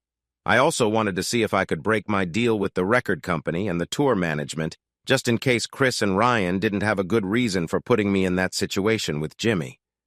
Then I got a text from Chris that said, "Come to my room. We need to talk." There was no way I was going to his room. He would have to come to mine. Nope. Come to mine or no talk. I knew it was childish, but I needed to speak with them. A few minutes later, there was a knock on the door. I let them in and waited for an explanation. "You didn't have to walk out of the press conference." "You made us look bad," Ryan started. "This only made me angrier." "I made you look bad? That's what you're here to discuss? Forget you and Chris. You guys knew that guy was opening for us and didn't tell me. You made yourselves look bad by letting me get surprised by that reporter. It was the first question. You had to know they would ask about it." "We didn't know anyone else knew," Chris defended. "Wild punks weren't announcing it until today, and we were going to tell you right after the press conference." I shook my head. "That doesn't change the fact that you knew and didn't tell me right away. I'll make this clear. If that band is at the arena tonight, I won't be there. Do you get it?" "We understand, but we can't find a replacement this fast," Ryan said with disbelief. "That's just not true," I shot back. "There are tons of local bands that would love to open for us. Make it look like you're giving local talent a chance." They exchanged glances and nodded. That was one problem solved. "I'm thinking about ending my contract with Steve. He's just as at fault as you are. I can't have a manager keeping things from me. I won't be able to trust him." "You can't do that. We signed a deal with him for the whole band. He's the manager of Goblin Knob, not just you." "I'll let my lawyer handle that if you don't mind," I replied. Chris asked, "So are you playing tonight or not?" "As long as that band isn't here, I will be." They nodded and left my room. I seriously thought about leaving the band, but the money was too good to ignore. Honestly, the chance to be a millionaire again made quitting feel impossible. I stood backstage as the lights dimmed. I tried to push away my anxious thoughts as our road manager announced us. It didn't help much. Moments later, Chris played the opening notes for our first song, and the curtain rose. I turned around, desperately trying to remember my parts while searching for my spots on the stage. Heat surrounded me as flames shot up, and the loud bursts made it hard to hear the drums and keep the right beat. My head was spinning. I watched Chris move in front of his microphone, ready to sing the first verse. He always had so much energy, and the crowd loved it. The audience cheered and sang along. Finally, I found my place at my microphone to sing the background vocals. At least I could breathe. I was hitting the right notes, singing the right words, and I hadn't tripped. It was as good as I could ask for. I felt the rush from the cheering crowd of 20,000 people in front of me. Unless you've been on stage, you can't understand how it feels. It feels like a wave pushing against you, filling you with energy. There's no feeling like it. We finished our opening song and smiled at each other. We knew we had done well. The rest of the show went perfectly. They were right, and I couldn't fire the band's manager. But I could hire my own manager to make sure I was protected. I lost all trust in Chris and Ryan and their choice of management. To make it worse, I was outvoted 2-1 on every decision. This caused some division, but nothing we couldn't work through. The tour went on, and when she could, Jenny joined me on the road. We spent whole days together, exploring new places when we could, and made sure to see something in each town we visited. I was getting recognized more and more, which was a bit annoying for me, but Jenny found it amusing. Our record became very popular. We sold a lot of copies and made it to the top 10 for a few weeks. I was surprised, but Ryan and Chris wanted even more. I noticed they began to change as we earned more money from the tour. Every show sold out, and they kept adding extra dates in bigger cities. Our earnings were way beyond what the local promoters had promised, and it felt like we were on top of the world. The biggest change was that Chris and Ryan wanted to get a private plane. I didn't like the idea at all, but they outvoted me. We had a private plane back in the early 90s that we rented, but that excitement faded. I didn't want the extra costs, but the company offered us a good deal if we added their name to our tour book. I wasn't thrilled, but it was better than flying with everyone else or taking a long bus ride. Next, there was a change with our hotel rooms. We went from staying in average hotels with the road crew to the fanciest hotels in the cities. I'll always remember when we played in Rosemont, Illinois. We stayed in a fancy hotel in downtown Chicago. If there was no traffic, it would be a 30-minute drive. But during rush hour, it took over an hour and a half. It was frustrating. The arena was just across the street from the airport, and there were many nice hotels nearby. But Chris and Ryan insisted on staying where famous people stayed when they visited Chicago. After that, we started getting side deals. Companies wanted me to promote their products. I had offers from guitar brands, amplifier makers, and equipment suppliers. The strangest offer was from a cigar company. Someone had put my photo in a magazine where I was holding a cigar, and the company wanted me to promote them. It wasn't even the brand I liked, but they offered me money anyway. It was wild. We were making more money on this tour than on any tour from the past. The business changed so much that most bands made their money from touring. No wonder bands were touring every year without new albums. A tour used to be about promoting a new record, but that was a thing of the past. People were happy to pay to see bands play again and again. Jenny helped me connect with the charity's accounting company. They assigned me the same business manager that Jenny's family had been using for years. After Jenny's father assured me that he was trustworthy, I felt good about it. I still kept a close eye on my account statements. I had learned my lesson and was not going to make the same mistakes again. Jenny became the most important person in my life, next to my daughter. I was really relying on her for all the support she gave me. We were in love, and I was thinking about asking her to marry me, but we started to have some problems. She had to go back to her job once summer ended, and I had 2 more months of touring to do. After that, I needed to go into the studio to record our second album so we could release it in the spring. I didn't understand why recording an album would take the whole winter until I found out we were supposed to tour in Europe during that time. This really frustrated me because that wasn't part of the plan we had. When they gave me a new contract for the European tour, I refused. I said I didn't want to go. I wanted to spend Christmas and Thanksgiving with my family, not in some country where I couldn't understand the language. Ryan and Chris got really upset and even threatened to sue me. That was the last straw in what was already a strained relationship. I told them I would stick to the contract I had signed, but if they wanted to add anything, especially extra tours, I wouldn't join in. We had a break in our tour schedule in the early fall. Not surprisingly, it was just in time for Chris's birthday. I didn't mind it, but we had a show on my birthday on the opposite side of the country from my home.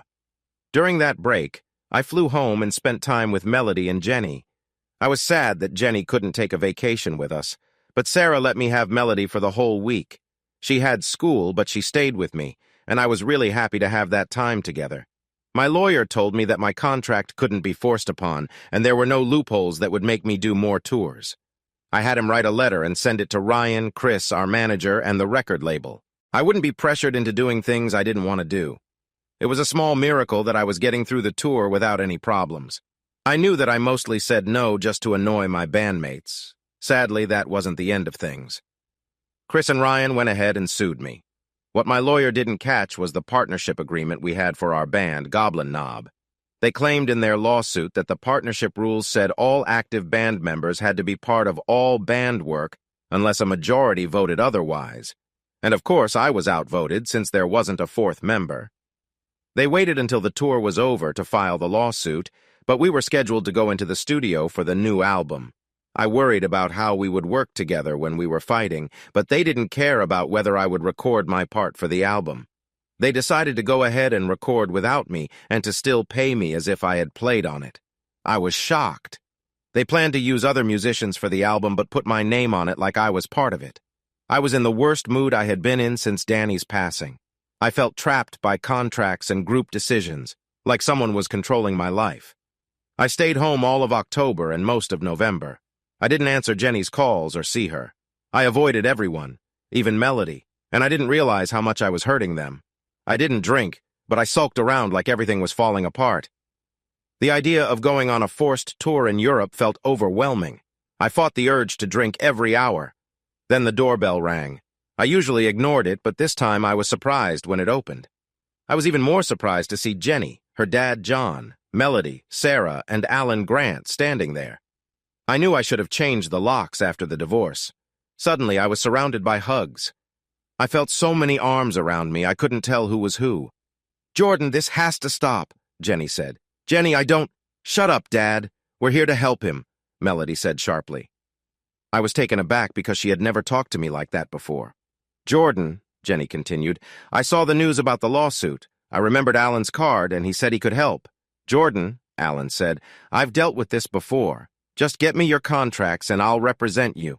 I can stall things so much that they won't be able to go on the Europe tour for years." "That sounds good," I replied. "My lawyer has the originals, but I have copies here."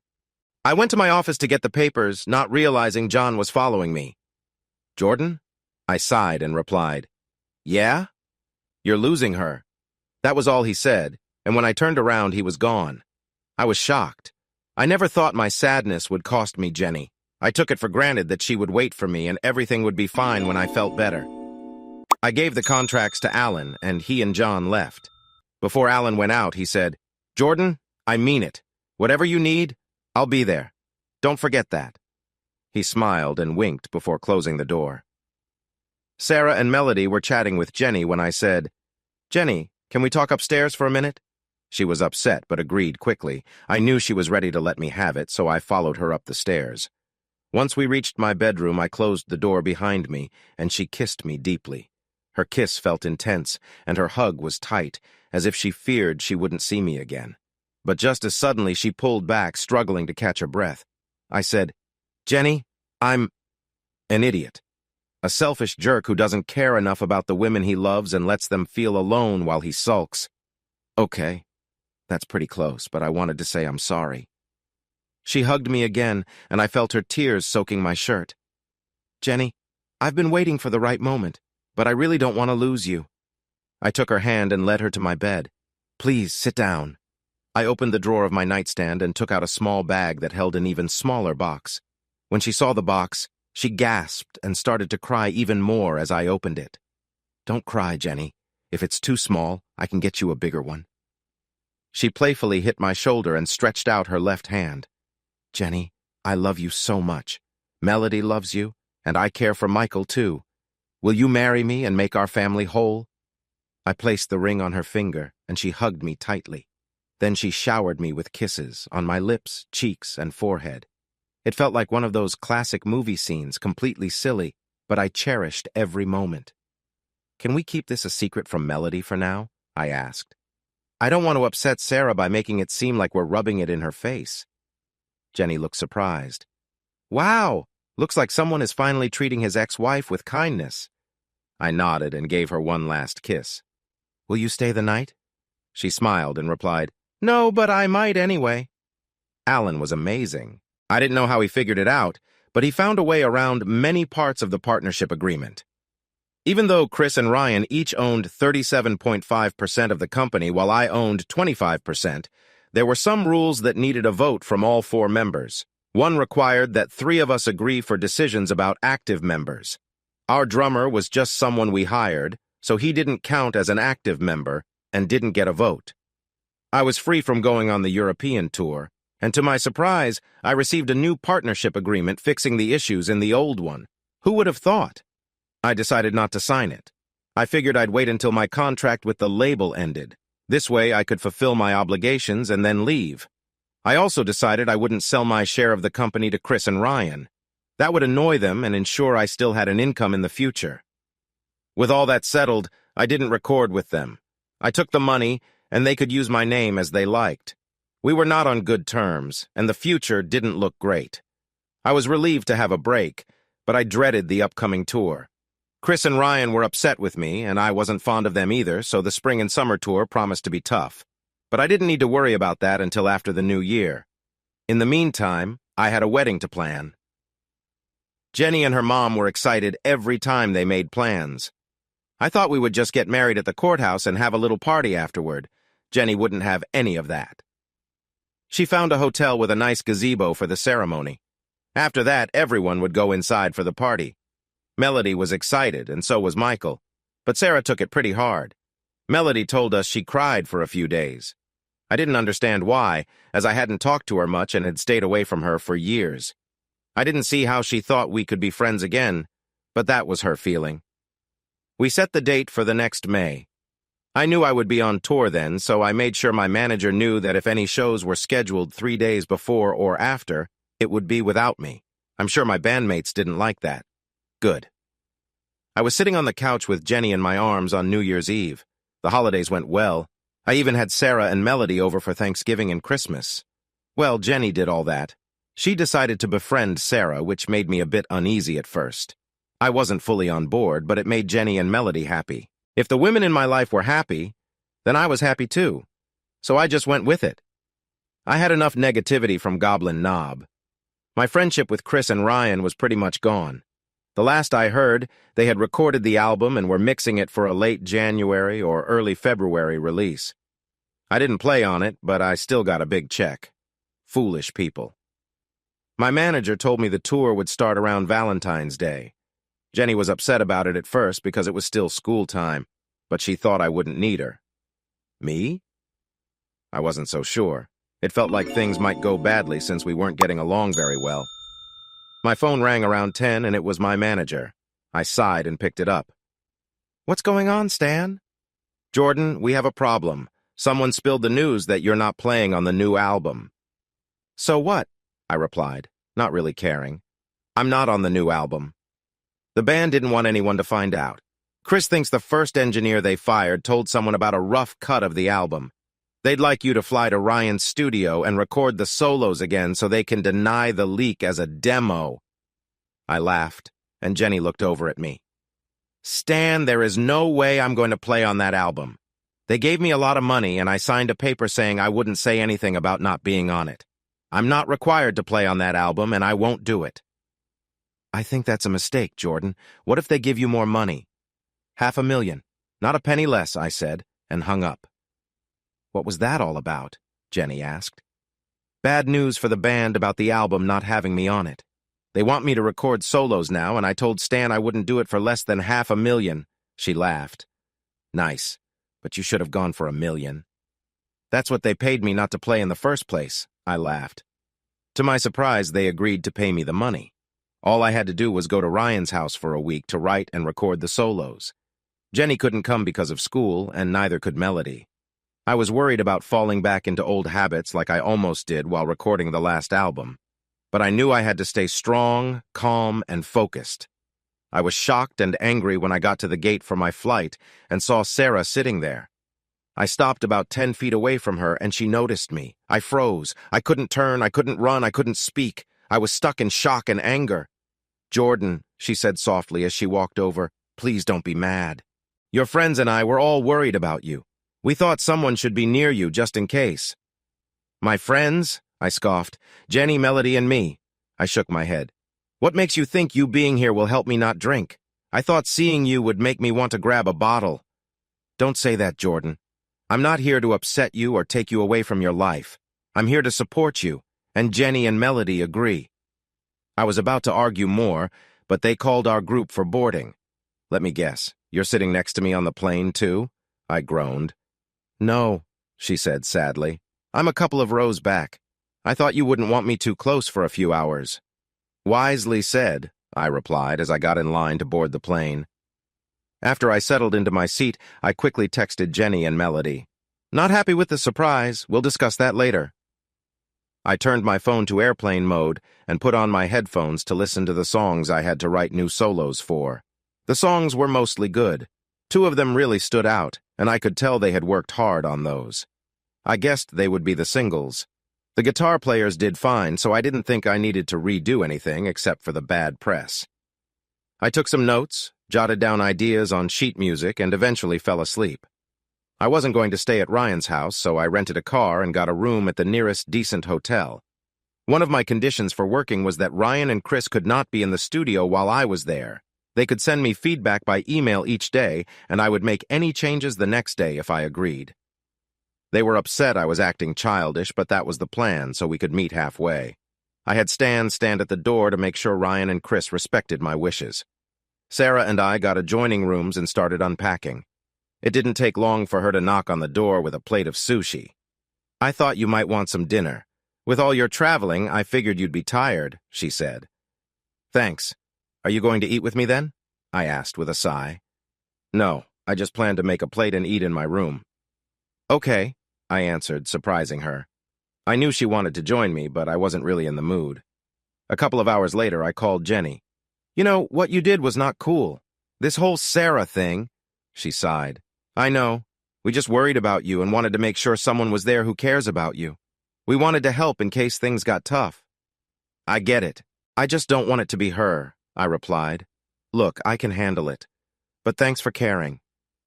"I love you." "I love you too. Don't forget that," she said.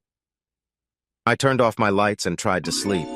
I felt nervous about writing and recording in the morning, and my mind was filled with worries. I just hoped Sara wouldn't push things too far. The big day arrived, and I was setting up my equipment when the recording engineer handed me a note from Chris and Ryan. I took a quick look, laughed, and threw it away. They wanted me to copy what the other players did exactly. I wasn't going to do that. I wanted to play the songs my way and have some fun. I knew it would happen, and I wasn't surprised when a photographer came in to take pictures. They needed to show I was in the studio, and they would want video too once I started playing. I didn't mind. It was part of the job, and I was okay with that. At least I got to play on the record. I was about to record the first solo when Sara walked in. I couldn't help but notice how lovely she looked in the sunlight. For a moment, I went back in time and smiled. She always was beautiful. If things had been different, we'd still be happy together.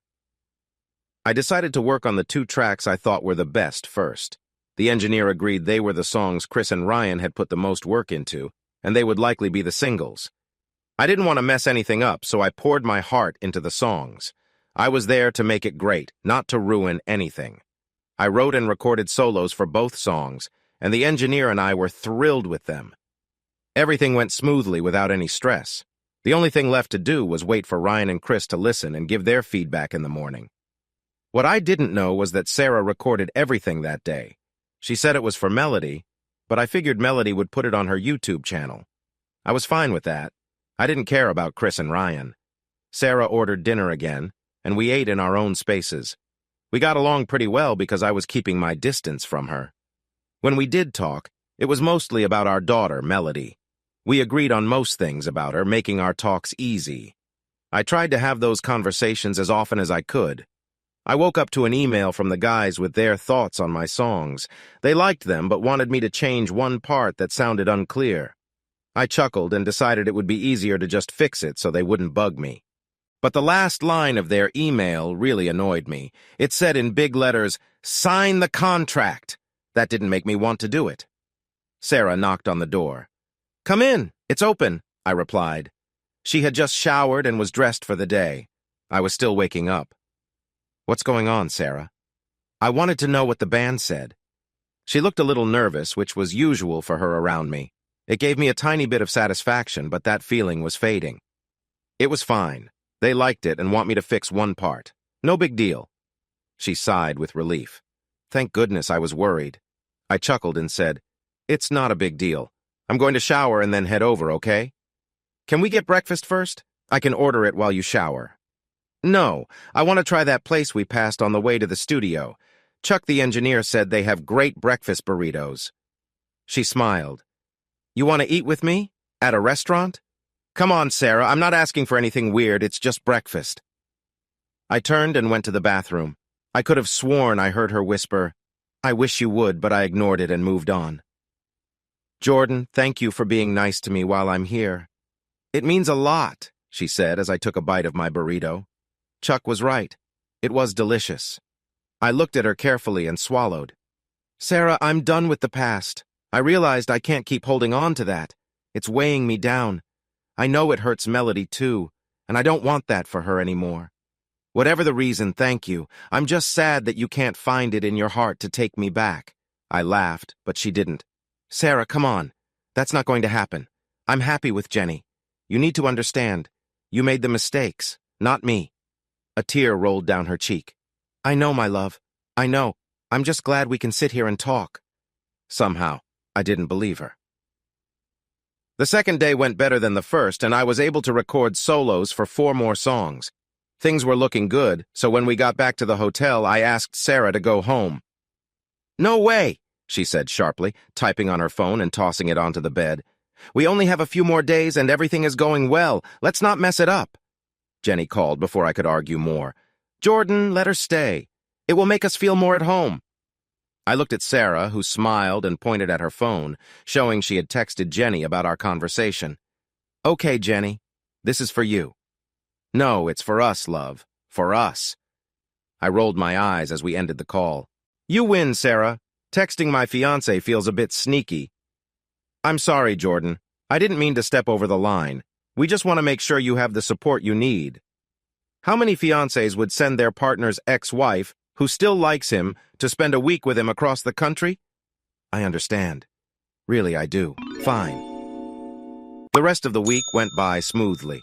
There were only minor issues that I could handle, and I finished a day early with a good feeling about my work. I thought it was much better than the original recording sessions, but it didn't really matter. Someone thought it was a smart idea to launch the album and start the tour on the same day, Valentine's Day. Jenny was upset, I was upset, and I complained to Chris and Ryan about it. They didn't seem to care. We were one of the biggest rock bands in the world again, and they were acting like they were too big to travel on the same plane with the rest of us. Of course, I was outvoted, and the tour went ahead as planned. At least I managed to get a week off around my wedding, which I took as a small win. To my surprise, the album debuted at #1. We were making more money than we did back in our early days, and I made sure my business manager and accountants weren't cheating me again. Alan was a great help with the legal stuff. He was like a bulldog, standing up for me and ensuring everyone managing my finances was honest. I didn't write any songs on the new album, so I wasn't earning as much as Chris and Ryan, and they would make little jokes about it. It felt like working with a couple of high school bullies, but I was careful not to stir up trouble. I showed up on time, attended all meetings and sound checks, and even did radio interviews to promote the tour and the album. I was a good team player. That all changed the week before my wedding. We were playing a show in Chicago, and they wanted to have a meeting before sound check. Steve, our manager, started by saying, "We just got a spot on the hottest late-night talk show. This will help us reach a new audience and could get the album back in the top 10. Ryan and Chris were smiling, but they didn't ask any questions. I realized then that this was a trap. When? I asked. Friday, Steve said. I didn't reply. I stood up and walked out of the dressing room. I made my way through the maze of hallways to the exit where I found our limo driver taking a nap. Take me to the hotel, please, I said. He jumped awake and asked about the show. I'm not performing on it, I replied. I was done. I was not doing a talk show the day before my wedding. I didn't want to make Jenny upset, and they knew that. They must have known I would leave if they pushed it. I think they hoped I would. They didn't even try to stop me when I walked out of the room. I knew that was the end of our get-together. I called Alan right away and told him what happened. I warned him to get ready for a fight in the media. I had a feeling they would make me look like the bad guy. I worried they might also sue me for breaking my contract. It wasn't long before I got the lawsuit. I received it the morning of my wedding, right after missing a talk show taping the day before. Alan said he would enjoy making them pay for trying to ruin my wedding day. I thought about it for a moment, but I didn't really care, so I let it go. They replaced me with the guy who was in the band before I came back. He was already there when I left the meeting. I noticed him as I walked past one of the side rooms. At that moment, I didn't think much of it, but it showed they expected me to be upset. Alan said we could use that against them for the lawsuit about emotional harm. The main issue in the lawsuit was my decision not to sign the new band agreement. Alan believed the original contract was still valid because of something called a severability clause. That meant even if some parts were not good, the rest of the contract still counted. I didn't worry about it. I just let him handle it. I didn't tell Jenny about the lawsuit until after the wedding. I didn't want to ruin her special day, and it was a wonderful day. I stood watching her walk down the aisle to the music of the violin quartet playing the wedding march. Tears came to my eyes. Her beautiful white dress fit her perfectly and had a little slit up her leg, stopping before her garter. The top was cut in a way that showed just a bit of her skin. She didn't wear a face covering, but her lace veil was lovely. She looked like the perfect bride, and I felt lucky she was marrying me. The air was cool and still, and the sun highlighted her face like a glow as I looked into her eyes and said my vows. When we kissed, I felt her lips gently touch mine, and all I wanted was to take her upstairs and celebrate our marriage. But we had guests waiting to congratulate us. The best moment was when my daughter and her son came up to hug us and said they were happy for us. Later that night, my daughter pulled us aside during the reception. "Dad, last week a reporter from a gossip show called me. They offered me $5,000 for some pictures of the wedding." Jenny laughed while I shook my head. Jenny said, "I hope you said yes?" I was shocked and my face must have shown it. "What?" Jenny asked. "I feel great today. If Melody can make some money from a few fun pictures, I'm totally on board." Melody smiled and said, "I'm going to give it to the charity." I hugged her and told her how much I cared for her. Later, I sat at the main table and watched my friends and family dance. Jenny was dancing with her son, and she looked so happy. I smiled and felt content. I didn't need money to be happy. My happiness came from being with Jenny and Melody. Adding Michael and Jenny's family to the mix gave me everything I needed for a perfect life. I thought back to the last 2 years, going from being a regular dad with a simple life to becoming a famous rock star again. For a moment, I wished things had gone differently, but then I realized that the charity had gained so much. No matter what happened to my peace of mind, it was worth it. I understood that it wasn't just luck or a miracle that kept me sober, it was me and my support system. After that, I never worried about staying sober again. In fact, I even had a glass of sparkling juice at the wedding. And years later, I raised another glass at my daughter's wedding. I finally felt in control of my life. Ryan and Chris dropped the lawsuit against me when Alan talked publicly about how they had made my life difficult during our reunion. People were not happy when they found out that they tried to mess up my wedding by scheduling a talk show the day before and then giving me lawsuit papers on the day of the wedding. Alan wanted to fight back hard, but I told him to let it go. I was just glad to be free. I never had a good relationship with them after that. We only talked when we had to about band business. I still made money from the band name because they kept touring and making records. It made me happy every time I heard they were going on tour. It annoyed them that they had to pay me for doing nothing, and I felt good each time a check arrived. Sara met someone nice soon after my wedding and finally moved on. They didn't get married, but they were happy together, and that was what mattered to them. I could still see some sadness in her eyes when we were in the same room, but she never brought up our past. About a year after the wedding, I received a call from the FBI. It turned out that the person who took my money got sick and had to return to the country for medical help. He was shocked to wake up after surgery with handcuffs on. One of the nurses noticed his name and called the police to check. He was arrested, tried, and found guilty. As part of his sentencing relief, I finally got the last of my money back. The biggest surprise came when Goblin Knob was added to the Rock and Roll Hall of Fame. From what I heard, the record label paid a lot of money to make that happen. I chuckled when the band's manager asked me to join Ryan and Chris on stage. I kindly said no. Later, I found out that their performance was left out of the TV concert because of time limits. But 2 other grunge bands that were honored at the same time had their full performances shown. You've got to love grunge. Hey, audience! If you like this video and want to keep up with more thrilling stories, make sure to subscribe to Prince Cheating Tales and hit the notification bell. You don't want to miss out on our upcoming adventures. Thanks for watching, and we'll see you in the next wonderful story.